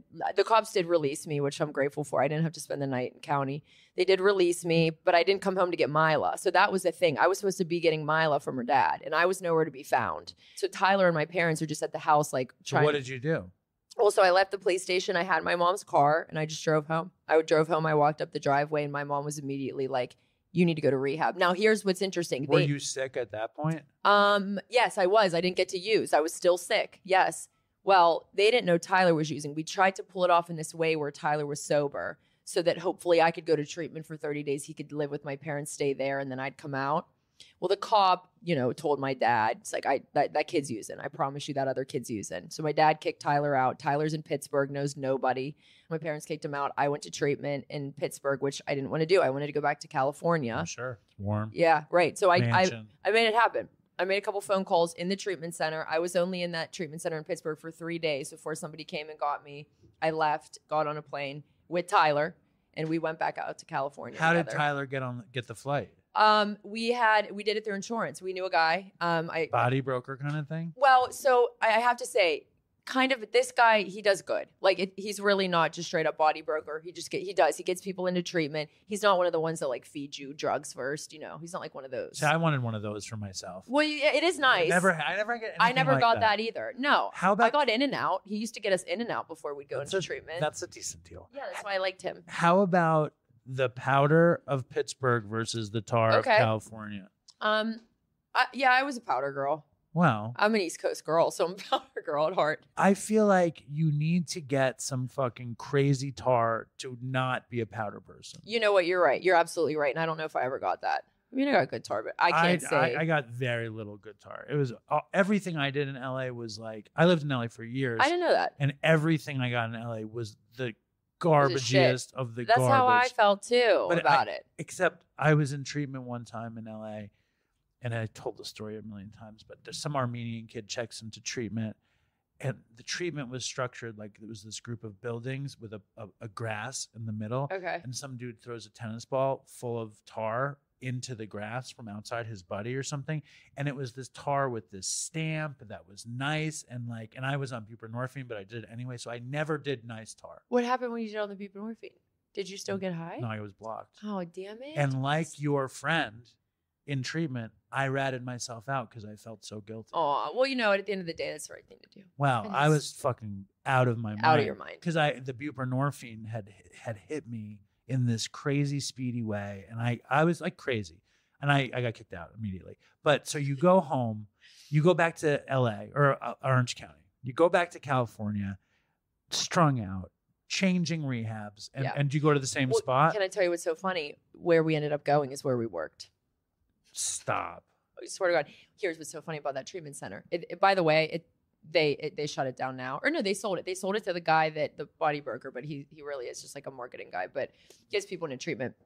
But that treatment center, it was called Thor, and it was an acronym for the House of the Rising Sun. And it was you could go in as couples. Why did they call it the House of the Rising Sun? They were very religious. I think it had to do with I think it was like a God thing. I don't know exactly the definition or the reasoning, but they were very religious. The song. It was. No, I don't think it was. I don't believe it was, actually.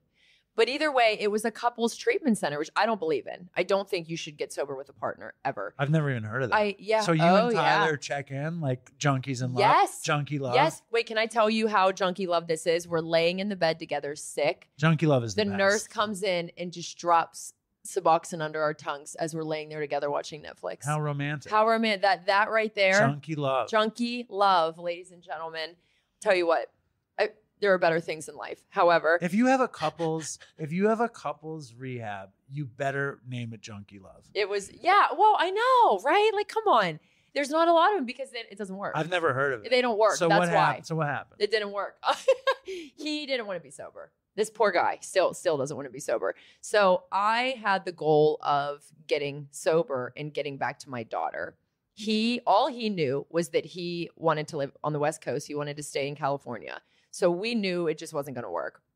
What ultimately led to our split is we're in this treatment center. We're in the 30-day portion at this point. We're detoxed. He's ready to go. He wants to use. He wants to get high. I'm begging him to stay, like crying on my hands and knees, begging this guy to stay. You loved him. I loved him. There's a guy standing behind me in the hallway named Charlie from Boston. Incredible guy. I didn't know him from a can of paint. It's okay. very funny what you can remember and what you can't. Yeah. Charlie from Boston. You don't know him from a can of paint. Well, at the time I didn't. But, I was brand new in this. We had just left the detox. Now we're in the sober living. So there's other people. It's a mixed house of men and women, which it was kind of fun. But so this Charlie guy, he's watching this go down. I'm bawling, begging dude not to leave. He looks at me, he goes, hey. He goes, I know I don't know you. He's like, I know this isn't my place. He was like, but I heard you in group say you have a daughter. He's like, you got to stay. He's like, you got to let him go. He's going to leave. You cannot go with him. I didn't know this guy. I didn't know this guy. But in that moment, I remember looking up at this stranger and feeling the fear of doing that, of, okay, I'll stay. it was terrifying to me because I'm on my own now. I'm alone. I got to get sober. I'm not going to be able to rely on or have this codependent man with me. And it was this pit, this like big fear. And I turned around and I said, I'm not going. And he left. And I never saw him again.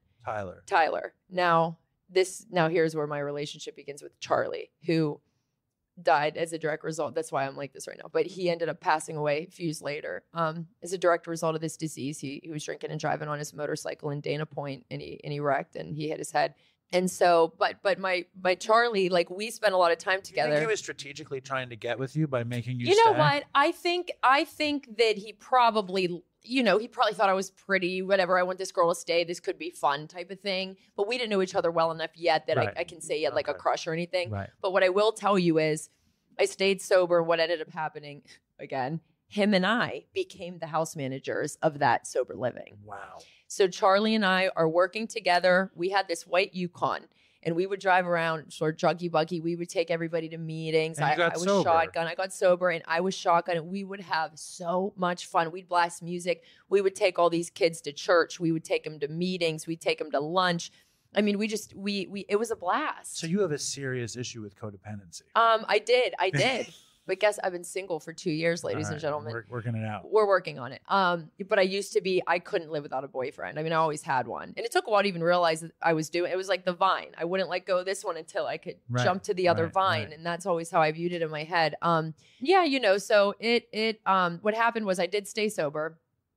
Ended up feeling like I was ready to go home. Me and Charlie were arguing. This is actually horrible. I left without saying goodbye to him. It did get a little bit like romantic, a little bit. Like we each It wasn't romantic? No, it was. Like it got a little bit like we didn't date, but we were flirty with each other. Oh, I thought you guys were like a couple. Oh no, Oh, I misunderstood. No. We no. When Tyler left, we got really close. We You called each other buddy. That was our nickname, to the Right. point where people they'd be like, buddy, because we'd say it so often. But yeah, hey buddy, that was always our nickname for one another. And he would always, real heavy accent, he'd say, you're a G kid. He says, you're going to find someone real great for you. You're a G kid. He would always say that to me.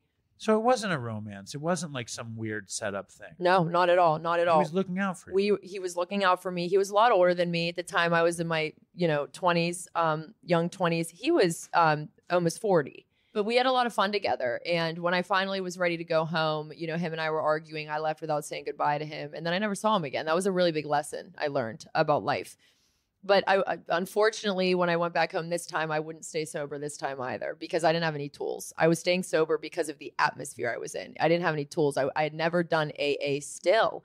I would go to meetings, but I never worked the steps yet. So you leave Orange County again to go back to Pittsburgh sober. But not working program. But not working dry. the program. You call it dry. Exactly. Right. But I did relapse. In Pittsburgh? Yes. Same dealer situation or something else? Yes. Same dealer. Okay, so here's the deal. So I get back. I don't have any tools because I didn't actually do much work. I was just in a temporarily good environment that was keeping me sober, I'd say. So I come home and, it was a real big struggle the first few days. I'm living with my parents. So I end up deciding that I'm not going to touch heroin. This is another one of my justifications. I said, I'm only going to do Percocet. I'm not going to touch heroin and it's going to be okay. Just a little bit. Just a little bit. Well, the problem is I couldn't afford that habit at all. The Percocet. It's too expensive. It was 30s. I was doing 30s. So here's where everything hits the fan. So I end up taking my father's checkbook and I start writing checks to myself. You were eating the Perc 30s though. No, I was snorting them. You were snorting. I was snorting them. You were like, I'm not going to shoot dope. I'm just going to snort Percocet. Exactly. That was my I'm a good girl decision. So it's funny because you're like, I can't afford it, but I can steal my dad's checks just so I don't have to shoot dope. Terrible. That's the interesting You're exactly part of the right. You're exactly right. It's like, I don't want to shoot dope, so instead I'm going to steal my father's checks and forge his checks so I can snort Percocet instead of shoot dope. Yep. That's great. It's great. That's those are the sort of the type of justifications that I had in addiction. Rational. Yes.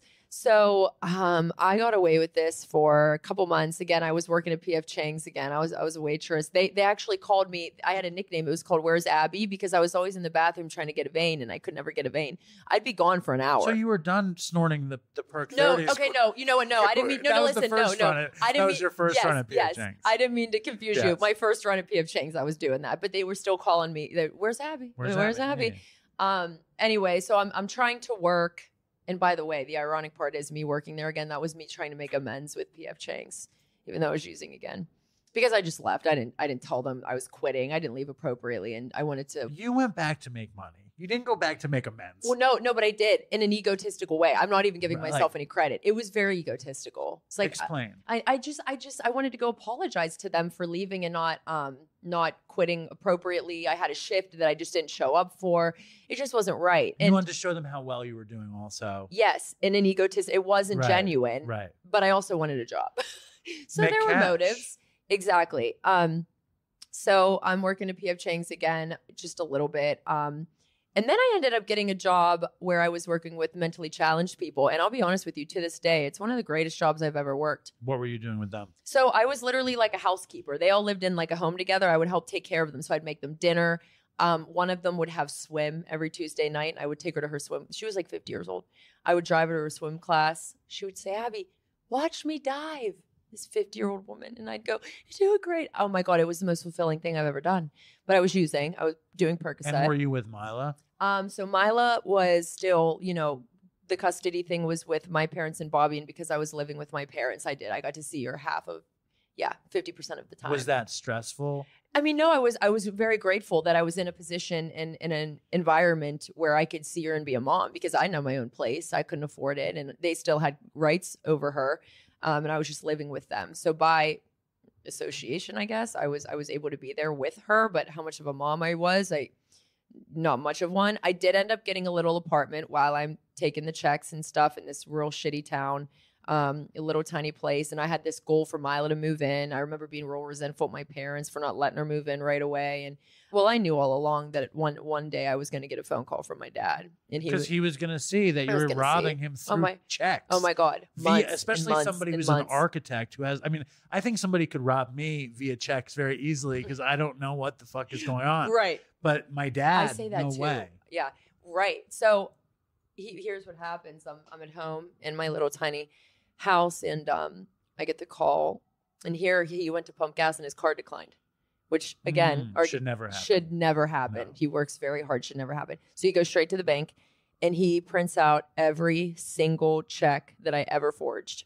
And he says to me on the phone, "You need to go to rehab, or I'm pressing charges against you."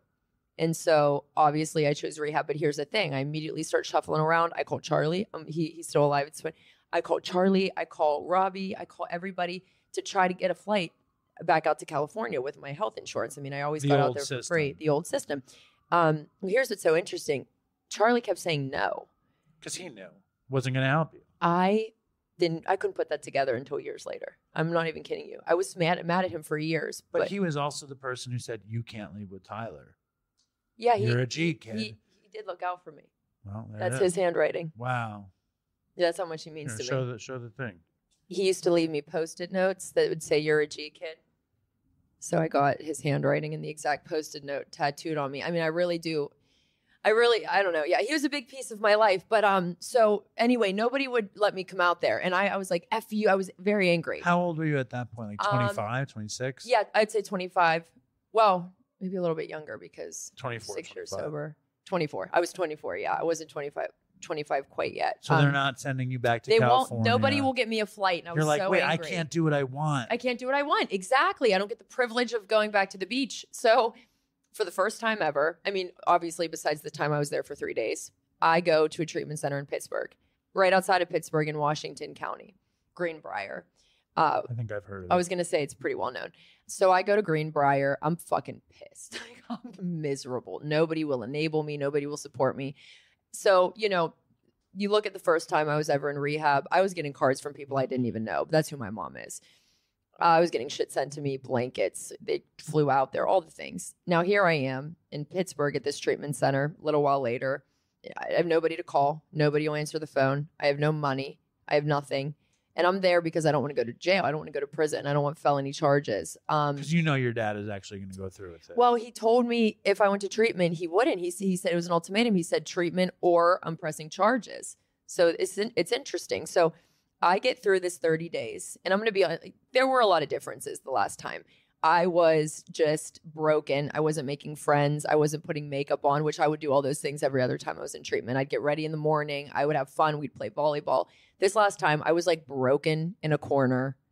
Didn't want to talk to anybody. I mean, I was just like done. I was spent. Why do you think that was? I just think, I don't know. I just think after all the just craziness of life and trying to keep up with the disease, and I think I just kind of in a way gave in. And, I didn't go to treatment because I wanted to. And I say this, it doesn't matter what gets you there, as long as while you're there, you find something along the way within that keeps you there. Like, it's okay for an outside source to get you there, but you got to find something within while you're there to keep it. And that happened for me. I would say about halfway through, I kind of started to feel like, I might be able to do this. Like, I actually might be able to stay sober. Well, I think the consequences were much different. They were. I was afraid of the charges. Your dad turned on you. Well, so what happened was I had 1 or 2 days left in the treatment center, so I'm feeling good. I had set it up with the workers there to go to a sober living. Charlie paid the first month's rent because I had no money. That I had to pay to get in. So Charlie You didn't go to your folks for it? No. Oh, no. They wouldn't have done it. They were done. They wouldn't even answer my phone calls. How done were they? What did that look like? I'll tell you in a second because my dad wrote me a letter. I wish I should have brought it, but I still have it. My dad wrote me a letter in the treatment center. So I'm about 2 days out. I have a plan. I have an aftercare plan. I'm excited to get out there, go to IOP, live in a sober living in Pittsburgh for the first time because it's been California all up until this point. Yeah, my parents won't answer the phone. I am about to graduate. They're doing mail call. Before you even go into that, yeah, can you talk a little bit more about your parents' reaction to the forgeries? They knew they had a drug addict for a kid, but it's a different level of betrayal. It really is. And, the biggest theme of this is just like cut off, like done. Like they didn't have much to say to me. I mean, they were so fed up. And, it took a lot away from my siblings. So my siblings were very resentful at me. My siblings were resentful at my parents and for putting so much time and effort into me. And of course they were trying to help me, but what they were ultimately doing was enabling me. I mean, I'd wreck a car, they'd buy me a new car. So they were fixing my mistakes. And, I grew up, I love my parents, God bless, but we all have issues from our childhood. And one thing with my family is it was very much as long as you look out on the outside, it doesn't matter what's really going on. And I really internalized that. Like for a long time, I'm still working on it today. Right? Exactly. Make sure you look good on the outside. Make sure you look good. And I'm going to tell you, I had a therapist at this Greenbrier, this last outpatient treatment center, and she saved my life. I mean, oh my God. She was the first person to look at me and say, "You're not shit. You're going to fucking die." Right. So I'll tell you, we were in group one day. There's all kinds of people in there all kinds of different looking people, as you can imagine. And she says, "What does a drug addict look like to you?" So everybody's raising their hand. People are saying, bad hygiene, scruffy looking, homeless, no clothes. They're all drug addicts, right? We're all, saying this. Right. Yes, correct. And then the therapist, shout out Amanda, she says, "You know what a drug addict looks like to me?" And we're all just sitting there. She goes, and she fucking points to me, dude. All those people in that room, and she points to me. So my ego, I'm like, this fucking bitch. I'm not coming back here tomorrow. And she says, addicts and then she literally proceeds to say, addicts like Abbey are the ones who die. This is what she said. She goes, "You hide it so well that you don't look like you're struggling and you never get the help you need." And she's like, and you're going to die. And so this was a theme with her, like in our one-on-one sessions. And her job, she knocked down my ego day by day. I mean, she destroyed my ego. She crushed it. She smashed it to the ground, built, and then helped me build a foundation. Breaks you down and builds you back up. I mean, that's what they're supposed to do. But she was an angel on earth because, like, I'm sure I've had so many therapists, so many doctors, so many diagnoses to the point where I get a little bit resentful. I'm like, I've been diagnosed with everything. I don't believe half of it. And Amanda was one of a kind. I always say I wish I could put her in my back pocket, like throughout life. She's just insane. I mean, she left working at that treatment center to travel the world and do free therapy for veterans and their families, like literally all around the world. So she's just a phenomenal person, but she was right about a lot of things. She always favored Bobby, and she would always talk about how, I don't know. She just, she was right about everything. It's funny though. I had been to so many detoxes and treatments, and mostly I was ignored or shuffled through or whatever. But the last place I went, they said, "You're going to die." Yeah, something about that. Well, I think I also was at that point. I had been going to detox from 25, 24 to 41.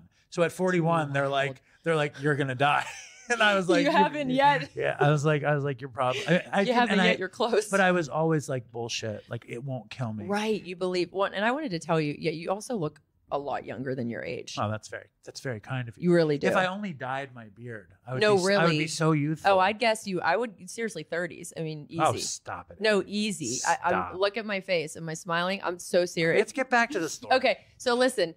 I'm sitting there doing mail call. They say Abbey Fickley. I go, no. Or they say Abbey. And I say, you got the wrong girl. Nobody's sending me mail. He looks at it again and he goes, Abbey Fickley. He goes, it's you. I'm like, oh, okay. So I grab this letter. Mind you, I'm about to graduate. I'm feeling good. I have a little bit of hope, just enough. I have a plan. And I open this letter. You're really feeling like I'm feeling good. Sober. I want to be sober. I do. And I open this letter. It is a typed 3-page disownment letter from my father. Like I said, I still have it. It's a very important letter to me. So this letter essentially goes into talking about how much they've done for me, what I've done for them, like how I've destroyed everything.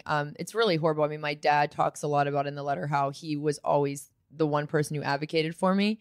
He was always the one person who would say, he would fight against what other people were saying about me. He was always the one that would advocate when I was using and convincing people I was sober. He believed me and he fought for me. He said, people had suspicions and I fought for you and I told them you were sober and just did a lot for me. And then the letter proceeds to say, we have cut you off of our health insurance. We have got rid of all of your belongings. They had to clear that house out that I was living in. So they cleared that house out. They got rid of everything. In that letter, he says that he feels sorry for my daughter, that I am her mother. Brutal shit, dude. Fucking. But an addict like me, it's what I needed. And I'm the same way when I would sponsor people. I'm like, I can't sponsor some girls because that's how I got, and that's how I explain it. That's how I got sober. It's how I help other people. Like I need to tell you what it is. Yes, I need to be honest with you. And I think for so long that was it. I needed somebody to be so honest with me that I want to fucking punch you, And that was Amanda. I wanted to. Do you think your dad, though, he did it because he had to? So my dad's been asked a lot of questions in that regard. Like, did you think this was going to work? Was that a method of trying to help her? And my dad's response to that, no, this letter was strictly to let me know that they were done with me. It was real. He had no intent on building a relationship, hoping that this would make me get sober. He was just done. Oh, and then, so the final part of the letter, after the, I feel sorry that your daughter has you as a mother. The last sentence says, or not the last sentence, but the last page says, and by the way, I decided to go through with the charges anyways. Oh my God. So there I am about to graduate rehab. I just read this letter and I'm ready to fucking die. And that's the by the way. That's the by the way. So what happens? I'm running around every fucking tech in the rehab center. If I did this many checks, and how many years is that? How much time am I going to do? That's all I cared about was how much time am I going to do? I was fucking terrified. And so this situation, so fast forward, I graduate. I go to the sober living that I was set up. Charlie paid the first month's rent for me so I could get in. And I am waking up every day. I'm in an outpatient. This is where I met my therapist, Amanda. So I'm living in the sober living, going to outpatient similarly to California. But this time I'm in the hood. I mean, I could have copped next door to the sober living. I mean, this is what I needed. I needed fucking humbled. I wasn't on the beach. I wasn't in a mansion. I was in a shitty neighborhood. Junkie love. I was. Couples fucking. Yes. No more junkie love. Just a lot of females that were very hard on me. I mean, this sober living was intense. Real deal. Yeah, they would call they knew who your sponsor was. They would call them weekly. If you hadn't worked on your steps, you'd get a warning. Then you'd get kicked out. I mean, they were so serious. It wasn't, and I needed that. I needed the accountability. So, but here was the issue. I was waking up every day. I'm trying to stay sober. I'm used to numbing my pain with drugs. I don't have the drugs. And now I have this additional fear about prison. I'm like, so here was the charges. 32 counts of forgery, identity theft, and theft by unlawful taking, which was a minimum of 7 years in prison. That is what I was facing. And so the first court date happened while I was in treatment. So I didn't know. So I missed the first court date. So I get out of rehab. I'm in the sober living. Well, here I had a court date for the possession charge. And so I go to court for the possession charge. Judge calls my name and 2 cops stand up. Fuck, man. They show up. Yeah. When 2 cops stand up, when your name gets called, you're getting arrested. So I walk up to her and I'm like, just, I put my hands behind my back and they took me and, I wasn't in there long. Bobby picked me up. Bobby and his mother, bartenders, scraping, bailed me out. Yeah. I mean, enabling. I have to say, but I do have to say though, Bobby and his mom showed me unconditional love, like unfucking conditional love. It's that drug addict, old school family. Yeah, we stand by our people. You're right. That is what it is. But at the same time, when I was in the worst, Jade wouldn't speak. My mother, she wouldn't speak to me, so she never like enabled me. No, I'm just kidding. But no, you're right. No, what you're saying is absolutely because true. your folks are like, fuck this, we're done. We're not doing opposite. it. And these people are like, she's with us. Yeah. No, literally. This is literally. yes. Like for an Mila's example, mom, she's with us. We're getting her out of jail. They helped me. Like for example, me and my mom got in a fight one time when I was younger. My mom turned my cell phone off. Like it was just a way for her to have control over me. Bobby's mom put me on her phone line. She said, your phone's never going to get shut off again for having an opinion. And like that right there, So anyway, I love my family. I love my in-laws. I mean, it's just great. I do what you do. I call her my mother-in-law, but we never got married, him and I, similarly. But anyway, so this was the hardest and the most beneficial thing I have truly ever gone through, because to stay sober in early sobriety while I was facing this unknown was the most difficult thing I've ever done. And like I said, the first, month, I'd wake up, I would throw up almost every morning, like out of sick. I was so sick to my stomach, worried what was going to happen to me. So scary. It's scary. Anxiety. It's terrifying. Well, my kid wouldn't even know me. Like my daughter, if I went away for that long, like my kid wouldn't know her mother. I mean, the thought of it was, I'd rather die is how I felt. What kind of time was it? 7 years, minimum of 7 years. And how old was she at the time? 3.5, little. And you had already childhood. But you also missed a lot of that. Right. And you're finally getting your shit together. You go away and you basically missed the first 10 years of her life. Yeah, right. So that's my fear. Well, I had enough. Like I could not stand the way I was feeling anymore. And that's where God comes in for me. I didn't know what I was doing. I didn't know who I was talking to, but I got down and I looked up and I was like, I don't know if you're up there, but I can't carry this anymore. It is too heavy. It's miserable. It's killing me. I can't heal. I can't work on myself with this baggage. Please take this. I will take any step I need in the direction that I'm trying to go. I will do the work, but can you just carry the weight? And I shit you not, ever since that, I kept God in my life. I was also working the steps. I had a sponsor. I was going to meetings 5 days a week. I had a home group. I was of service at my home group. I did the coffee, something light. Down the road, I ended up becoming the key holder of that meeting. And I remember sending my mom and dad a picture of me holding this key. I was like, they're like, congratulations. The bar was just so low. The bar was, right. Well, I mean, Abbey got the key to her home group. But She's you trusted. How did you not? What happened with the charge? So yeah, let's get back. So I'm in this sober living and I'm really trying. Like I'm doing step work. And mind you, all the times I've been to treatment, I had never fully worked steps. Like I'd go to meetings. I would ask somebody to be my sponsor, never call them. I never worked the steps thoroughly until now because I had to. And that's what I needed, to be shoved in a fucking corner is what I needed. And that's what happened. So I like to mention this. I'm going to be really fast about it, but it's just an example of you have to want it. So, the first day I get there, I'm on a blackout for 5 days, sober living, typical. You can't go anywhere. You can't make any phone calls. Well, my phone was turned off because obviously I had no money. I called T-Mobile crying. I spoke to some random representative on a 1-800 number crying. And I said, I just got out of rehab. I'm trying to get my life together. I need to turn my phone on. I have no money. I swear to God, I'll pay you back. Can you please? I begged her. She turned my phone on. She gave me 30 days. Nice. And these are the things I'll never forget. You're a very masterful manipulator, though. Listen, I was desperate. It worked. At least I was truly just honest and desperate. Like there really wasn't much manipulation of that. But I'm not gonna deny what you're saying. It's good if you're good if you can get the phone company to hook you up for 30 days. Well, you're right. You're right on that one. But I said I will shout out T-Mobile forever for that shit. So shout out T-Mobile. Shout out T-Mobile. Very good. So anyway, I keep going with my shit. I'm there for the first day. I want to go somewhere. I'm on blackout. I'm allowed to go to a meeting. So that'll get me out of the house, right? So these girls invite me to a meeting. This is the meeting that became my home group. He said, hey, somebody's going to come pick us up for the meeting. Do you want to come? I said, yes, please. I'd love to. She gets there. She pulls up. We all walk out. The girl driving, she has a car seat in the back that she can't take out. It's like installed in there. She says, I don't have enough room for all of you. They all look at me because I'm the smallest. You sit in the car seat. So I sit in this car seat. Yeah. I ride up to this meeting. As you can imagine, everybody and their mother is standing outside smoking in the parking lot. Yeah. And I come rolling up hopping out of a fucking car seat. Yeah. That was my first meeting. Serious humility. Yes, God got jokes, baby. And I say that all the time. Like that right there, that I had to fight through that. I had to put my ego and pride, and I have a lot of stories like that. But anyway, that was the first day that I ever went to my home group, and that's what became my home group, and it became a very important place to me. But yeah, so anyway, I kept going with things. You know, this trial took a really long time to happen.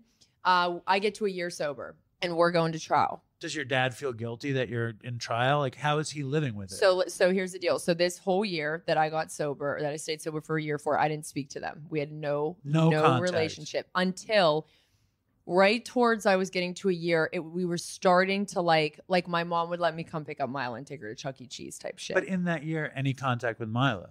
A little bit, On the phone, FaceTime shit. Exactly. And then that must have been very hard. It was so hard. Now, eventually it got to the point where my mom would drop her off at the sober living and she'd hang out with me. But that was still a little bit. That must have been. Oh my God. What was that like? Interesting. I have photos, of her laying on my bed in my sober living. We would build puzzles. We'd make slime, but I felt like a piece of shit. I had my kid in a sober living. I felt like not a piece of shit, but I was not where I wanted to be in life. I could say that. But it was humbling. That's like how you got sober. Yeah. It's like, I think between your dad doing that and Mila, when she can talk, when she becomes a person and you're a person and like, yeah. And you can't see her. Well, listen, and she went to my home group with me for a year. She was kind of raised in the rooms.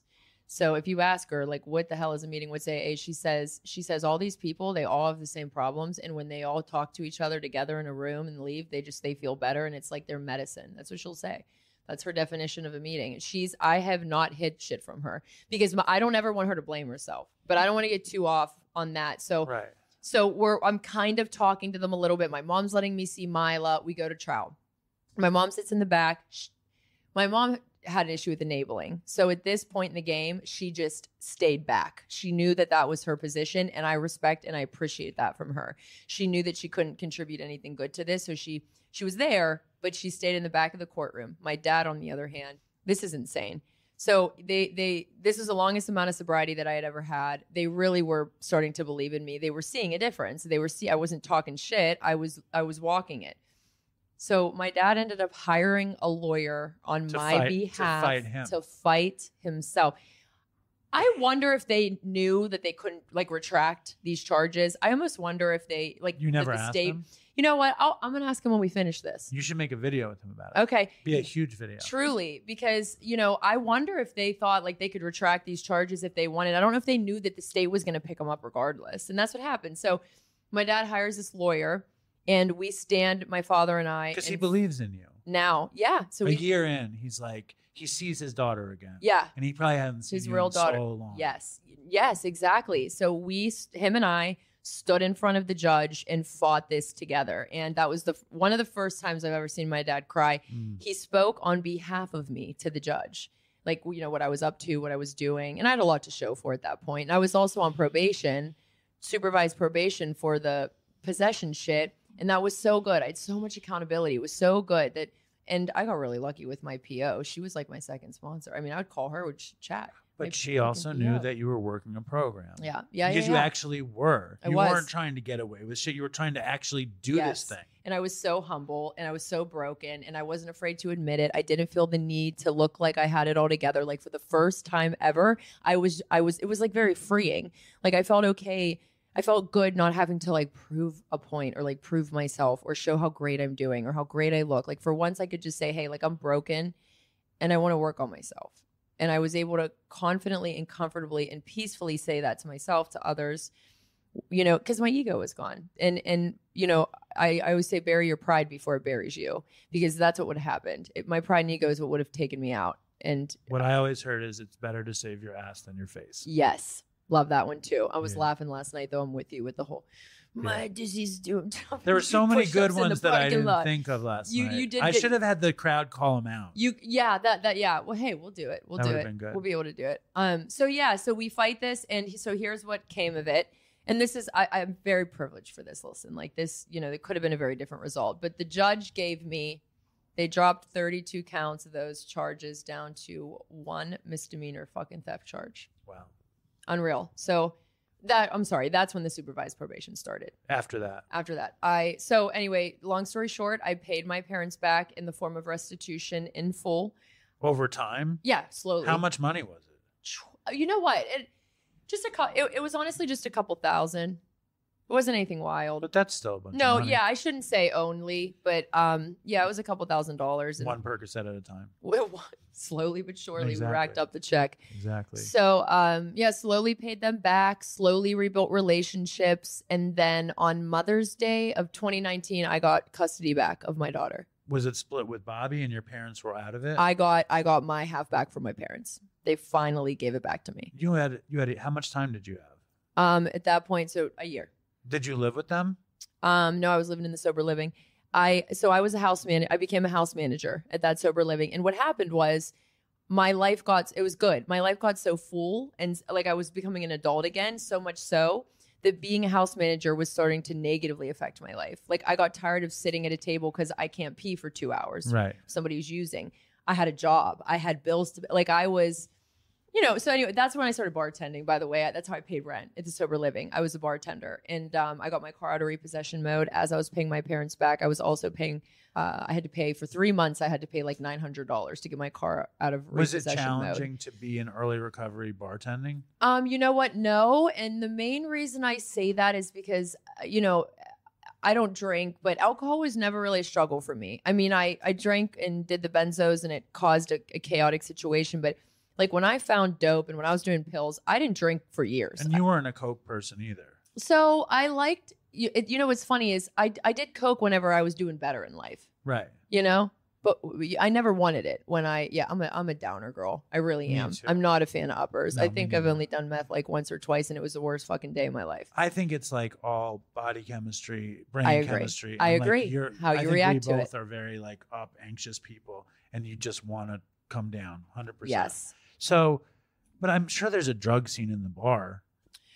Oh, I mean, I definitely have stories. Now what's good? I mean, when you're sober, like when you're. Yeah. Right. Yeah. But so here's the thing. I walk downtown Pittsburgh. I had nothing but a white tee on and packing Newports. That's all I had in my name. I walk into this restaurant and I meet a guy named Mason. He's on my platforms a lot. My followers know Mason. He was the GM of this place. And I just was honest. I was like, I'm newly sober. I'm trying to, I'm backtracking a little bit here. I had like 60 days, maybe. I tell him my whole story and he gives me a job. So I just finished working for Mason 6 months ago. He has been a part of my life and my recovery journey since the beginning. He moved to another restaurant. I followed him to the Irish pub that everybody, saw me working at up until I started YouTube full time. But he is a huge part of my life. And so, yeah, I mean, that's how I learned how to pay bills at the sober living and really got on my feet. But once I knew my time was up there. So after I left the sober living, I was there for exactly a year, almost to the day, when I got a studio apartment. Same thing. This landlord, I have a really, special story with him. I was very honest with him and he gave me this studio. It was one tiny room, a kitchen. My daughter didn't have a room, but I'd promise her, I'd say, we're going to get another place and you're going to have a bedroom and you're going to be able to decorate it however you want. Her eyes would light up. One lease later, I got a 2-bedroom. It was actually in the same duplex. So it wasn't a far move at all. She decorated her bedroom, Frozen themed. And then kind of, this is when COVID starts and I ended up being a homeschooling mom, which I never expected. And that COVID and that is what completely rebuilt Mile and I's relationship. I mean, she was so resentful at me, dude. It was wild. For as small as she was pissed at me. Why was she resentful of you at that point? From just being gone. Just from all the. So at this point, she was like, what, 5? I'd say she was in kindergarten. So 5. Is that when you started doing the videos? I mean, yeah, 2020 during COVID. But when I started homeschooling, I was kind of messing around with TikTok, but I wasn't really building a platform by any means. But I was enjoying making videos, but it was nothing. It was slight work. It was nothing crazy. But yeah, she just was really resentful. And so the issue with that was I wanted her to be happy with me. I wanted to do things that made her happy, but I was a mom and I had to discipline and I had to had structure. And that was the hardest thing I've ever done, but also something that I'm very most proud of because today, the resentment's all gone. She respects me. She listens to me. She's an incredible kid. She's grateful. She's humble. She's not a brat. I give her one look and she straightens right up. You rebuilt the I rebuilt relationship. it. But, you know, I have friends who did the opposite, where they did what made their kid happy. And now they have, like, you know, almost like, I don't want to say a brat, but they struggle. The dynamic. We might have a little bit of a brat. Well, listen, we might have a little bit of a brat. Okay, Mila can be a little brat. I don't want to give her too much credit, but I just mean, you know, I chose the harder thing in the sense of, even though she was angry at me, I still chose to parent instead of they say. Well, it was your opportunity to finally be who you wanted to be As a mother. Bingo. You're exactly right. And as a human. As a human first, sure. But I always say, you know, you want to be a friend to your kid, you're going to be a parent for life. You want to be a parent to your kid, you're going to have a friend for life. And that's what I want. Did you come up with that yourself? Actually, my aunt who has no children told me that. That's nice. Isn't that? Yeah, it's good. It's true. Because I had the thought between children, I wasn't sure that I necessarily, I mean, 8 years apart was a long way apart. And I was just like, that would be like if I had one now. I was like, I don't know. You know what I mean? But I was all fucked up like you were when my older daughter was young. And the thought that I had, I mean, me and my older daughter have an incredibly good relationship. Oh, good. And when I was fucked up until she was 4.5 or something, but I wasn't that fucked up and I was present and whatever. Right. But I had the feeling that in life, if relationships are the most important thing, because what else do you really have in life besides relationships? Yeah, it's like the foundation of everything. And is there a relationship that can be as rich as the relationship with your kid? Ooh. So I was like, fuck it, we'll do it again.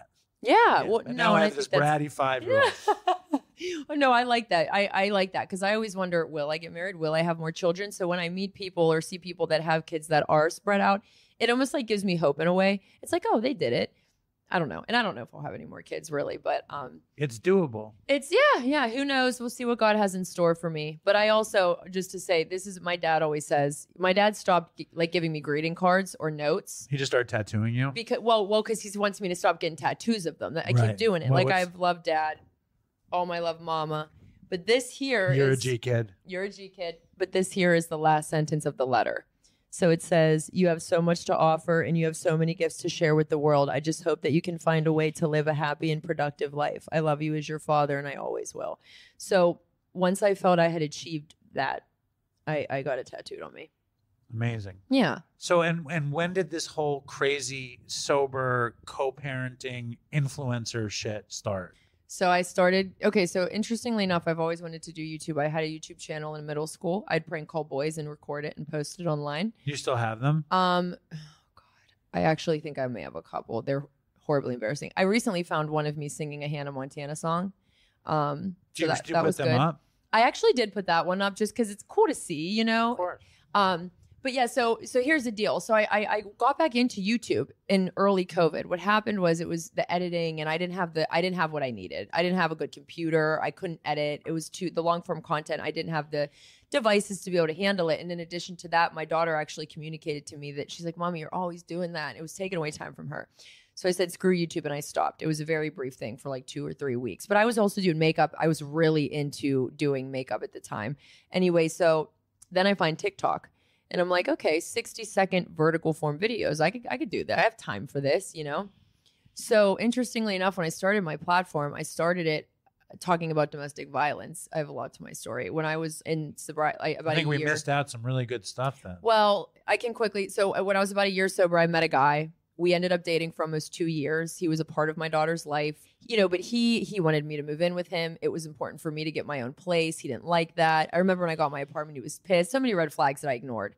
Well, he has a lot of mommy and daddy issues. Yeah, it got really bad. I had a cast on my arm, I had a boxer fracture from trying to defend myself, broken ribs. And by the grace of God, my daughter didn't see any of this. And once Bobby, the father of my child, realized how stuck in this I was, he didn't know what to do other than protect Mila. So he actually went downtown and he filed an order that Mila was not allowed around this man. And I'm forever grateful for that. How did you get out of it? This is going to sound so lame, okay? I did a lot of work with a therapist. We worked through breaking a toxic soul tie. But to be completely transparent with you and the internet, fucking TikTok. I started that TikTok shit, dude. And for the first time, it was enough of a distraction that I was okay without him, that I didn't want to call him. I didn't want to text him. I didn't want him to come over. I was so deeply involved in creating videos that week went by, 3 weeks go by, and that's how I got away from him. And it's interesting because I bet you it really helped a lot of people. Well, people, right. started writing you. Yeah. Right. You created this world where you're doing service and you're really, and you're also creating something. Exactly. And that is what I love. That's me. And I found myself in that. And, so actually I started my platform talking about domestic violence. That's where we started. So then I got, the people start asking you questions and they want to know more about you. And then I got into the sober skits. Have you ever seen any of my sober skits? No.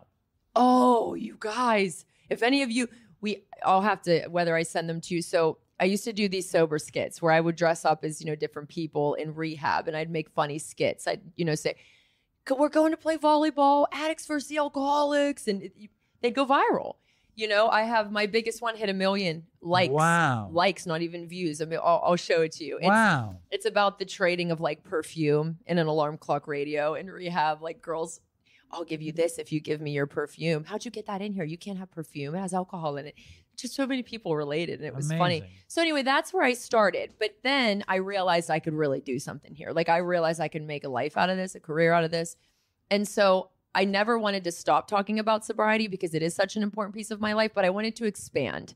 I wanted to show them more because it's not the only thing about my life. So then I started just vlogging and showing people all about my life, my success within motherhood, which is a continuous journey, but my co-parenting relationship with Bobby. Co-parenting, all of I've it. seen a lot of. Yeah, and that a lot of recently. That's why. And people notice we go through phases because are we getting along? And we've been getting along lately. So we've been making videos together, but it's not always consistent. You won't see him again for 6 months. Right. But no, either way, it's good. I really found my passion in it. YouTube was unexpected for me. It's such a cool way to make money. And I for some reason, I can't. Nobody wants to see. They want to see you. They don't want to see me. Well, I don't think they don't want. Why would that be? No, I don't think they don't want to see you. I think they just need to. They need to know you're here. We got to push you out there. Well, it's incredible what you do, Thank you. I think it's really cool. And I think, how much time you have? In April, I'm going to have 6 fucking years. It's amazing. And you get a little choked up. And you started going back to meetings? Yes, I did. So I was a dry drunk there for a little bit. I'm going to be honest. When COVID happened, the meetings went Zoom and I stopped getting shit out. I wasn't getting anything out of it. For me, I got to be there. I want to be with my people, my community. So I wasn't getting anything out of it. So I stopped. And honestly, the social media stuff kept me occupied enough that I was okay. I wasn't getting triggered or wanting to get high. And not that it's been perfect, but I've struggled a little bit. But I was okay without meetings. But I found success in social media, but then realized I don't really have any friends. I don't really have any friends. It also fucks you up though, because you get all of this attention. Oh my God, it's and all tough. of all this weird endorphin that and comes then the from, negative. It's crazy. It's people are constantly talking to you because they see you, the comments. It's crazy. It really is. The Reddit pages, it's a lot. It fucks up your brain, I'm sure. It does. And, it's one thing that's not hard. We love it. But, when me and Mila go out, a lot of people recognize us. Really? Yes, a lot. We have a rule. Mila's not allowed to take pictures because we'll have situations where Jade will take Mila somewhere and Jade will text me and say, these kids want to take a picture with Mila. And I go, tell them, unfortunately, whatever. But so, Mila will get recognized without me. That's amazing. Good serious Pittsburgh fame. You know what? Yeah, my little town. That's what I say. I'm like famous in my little suburban town. But it's really cool. We're really grateful. I set boundaries because we're still people and we're like everybody else. And my daughter's being raised in this school district and she has friends and she's a cheerleader and I want her to live a normal life. But you hate living there. You know what? I listen. If I could be, it would be either California or New York, 100%. And it's just all about my job and being able to network. And also, it would be nice to see some fucking palm trees or the sun. Well, if you could do anything, like your dream, what would it be? If I could do anything, my dream would be to move my entire family to California. I would have a house large enough that we could all live together and have literally different quarters. Bobby and I would be on the farthest ends from one another. And your parents would be out back. Okay. Jade would be in another house, a bungalow by the pool. No, literally, you're going to die because Jade, oh my God, why were we just talking about this? She's like, she goes, I'm going to be your nanny. We're going to travel. I'll help you homeschool Mila. We have dreams. And when you say to Mila, like, hey, do you want to be homeschooled? she's kind of interested in the idea, but she's a kid and she doesn't like school. So, but who knows? The shit that I've already experienced, I never would have imagined could have happened. But so. you seem so strong. I mean, half of the shit that I've seen with you, it's you saying that you don't want to be with Bobby. Like that's like the big theme that I draw from the YouTube. And that's the thing. Or the Instagram. Well, and if I did this, yeah, it would probably take away the opportunity to like find a man and get married.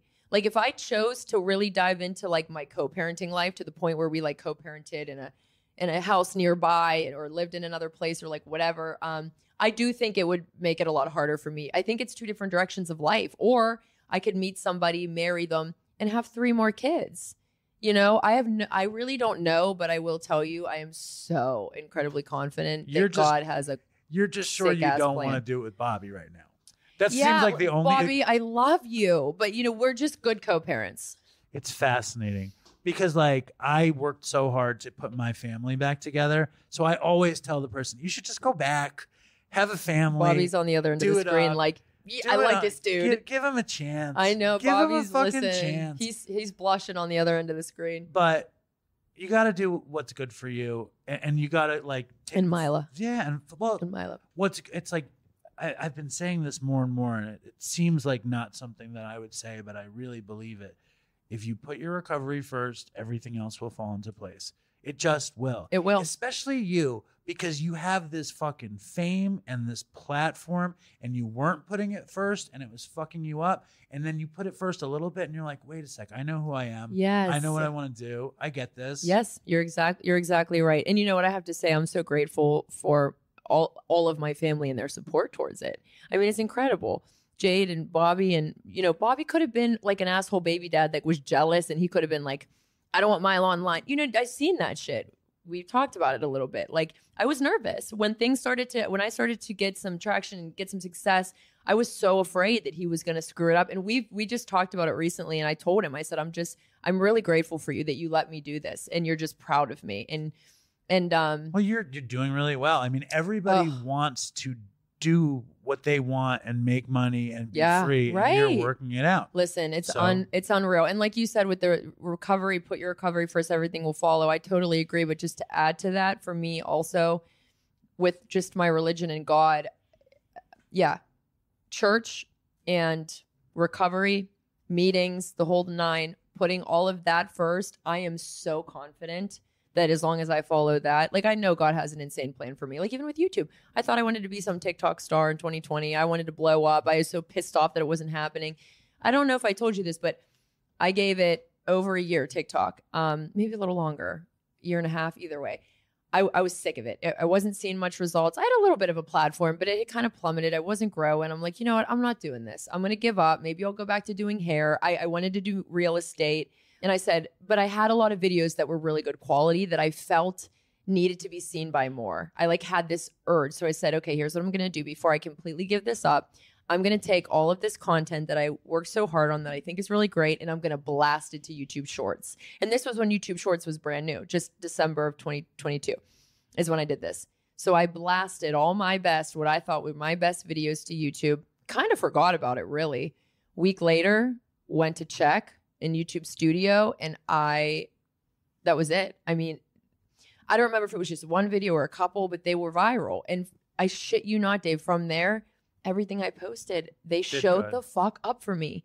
They showed up for me and changed my life. And I say that to say, God's plan was so much fucking better than mine, dude. Oh my God. If he would have let me do my thing, I'd still be on TikTok trying to get fame on TikTok. But God is just like, relax. I have it all figured out. And I believe that for the future too. I've seen it. So I can't think anything else. So, I'm going to follow the right path, keep going, stay sober, stay true in God, and he's going to make a sick ass life. I just know it. Well, it already is. You're right. You know what? You're right. I was like, do you want to come on the show? And you're like, yeah. And I was like, well, I want to do it in person. You're like, I'll fly to New York. I don't care. You were like, I mean, you have a pretty beautiful life. Your dad came with you. You're fucking shopping, chilling at my dad's apartment doing Dopey. It's pretty sweet. You have a beautiful daughter. You have a co-parenting situation. You make your money making YouTube videos. Dude, you bought a fucking house. It's like you have it pretty fucking good. I think I need him in my other pocket. You have it pretty good. No, I do. And I only say what I say. So grateful. Grateful, humble. I feel very honored and Can't privileged. say you're humble. If you say you're humble, I can't? No, don't say that. Okay. Because then, you know what I'm saying? No, I do. I actually be really humble and say you're grateful. I appreciate that.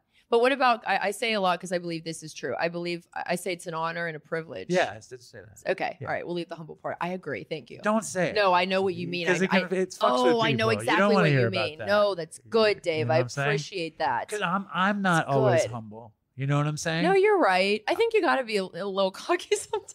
I just know I'm just that. kidding. I just know that like it fucks me up when I'm not humble. Well, yeah. Oh, yeah. Like pride and ego. Your Just ego take us out. is not your amigo. I like that. I never heard I didn't that. come up with that. Your ego is not your amigo. You're right. It's your fucking enemy. I couldn't think of anything that rhymed there. Did you have fun on the show? Absolutely. Can you think of any horrible drug stories you didn't tell? Tell them another time. I'm gonna you're gonna think of them. Think of some good ones. And I'm going to tell you, and then I'm also going to send you some of my skits because I think you'll be impressed. I would like you to teach me how to, because like I will. fucking, I've learned a bunch of shit, but I don't know how to make money from YouTube. Yeah, no, I'll help you with that. I mean, listen, I have to be so honest. It kind of fell in my lap. Like I had to learn as it was happening, which was very stressful. But I have a bookkeeper, I have a financial advisor, I have a lawyer, and Fucking A. literally as of last week, I hired them all. Got them all on my team. So the lawyer for copyright, and it's crazy. I mean, I never would have thought, the LLC, it's wild. But the interesting thing also is that you had this dream when you were a kid. Dude, I did. Well, I wanted to go to LA straight out of high school. I didn't even know what exactly I wanted to do. I just wanted to go to LA. I knew I wanted to be like some kind of influencer. Listen, and you are. Also, if somebody tomorrow was like, do you want to act in this movie or do you want to model for this camp? I would like all of it. I love it. I would act. I'm not the best singer, but I would act. I would model if I could. I love it all. I'm at this hotel down here, right? I'm looking out my window. Across the street is, a floor to ceiling windows. I can see in the whole building. And it was just a photography place. There was just green screens everywhere. And the camera just kept flashing. You're like, I could see. I want to be there. Dave, I said to my dad, I'm like, I want to run across the street, knock on the door and be like, what are you guys doing? Can I come? You're like the Little Mermaid. I want to be where the people are. But what was it? I mean, my dream was to do a talk show and I get to do it. Your dream was to do it's like you got to go for it. You have to go for it. It's amazing. And I almost gave up, and this is so corny. I'm sorry, but don't give up before the miracle happens, because I almost quit. I almost quit social media. And then YouTube was like, wait, hold on, don't go anywhere quite yet. It's insane. Bottom line is, if you stop doing something, you're never going to get there. No, right. If you stop going, how could you ever arrive? You know what? That reminds me of one of my favorite quotes. It's a long process, but quitting won't speed it up.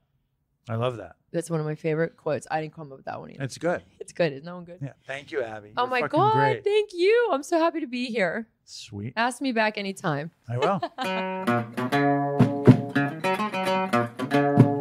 Okay, that was Abbey Fickley. Let us know what you thought.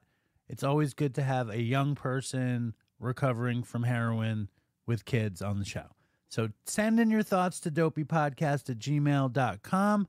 Thank you for listening. I want to give massive thanks to all of the Facebook folks. I want to give massive thanks to everybody who supports us on Patreon. If you're still listening, sign up on Patreon. That would be good. And I want to thank everybody for being a part of Dopey. And Dopey Reddit, I want to thank Cormac for starting Dopey Reddit and running it.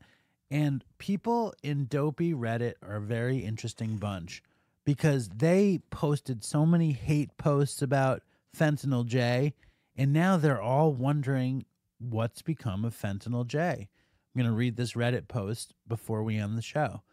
Hello, dopes. This is from elegant-quit-7448. Sounds like some kind of droid in Star Wars. Hello, dopes. Anyone know what happened to Fentanyl J? Haven't been listening every week. What happened with this dude? Like other guests, I started out hating him, but have come around and actually hope to see him get it together. And then off with the, I wonder what that means. Off with the says he hasn't been active on Pokemon Go either. He was a daily player, so it's kind of weird. Weed Huffer says, the suspense is killing me. 666666676 says, no updates yet. Dave mentioned seeing him in real life and trying to get him back on the show. He doesn't seem willing to do it. Using My Eyes 101 says, Dave has said he's been in touch and has some news, but he thinks Jay isn't in the best place still.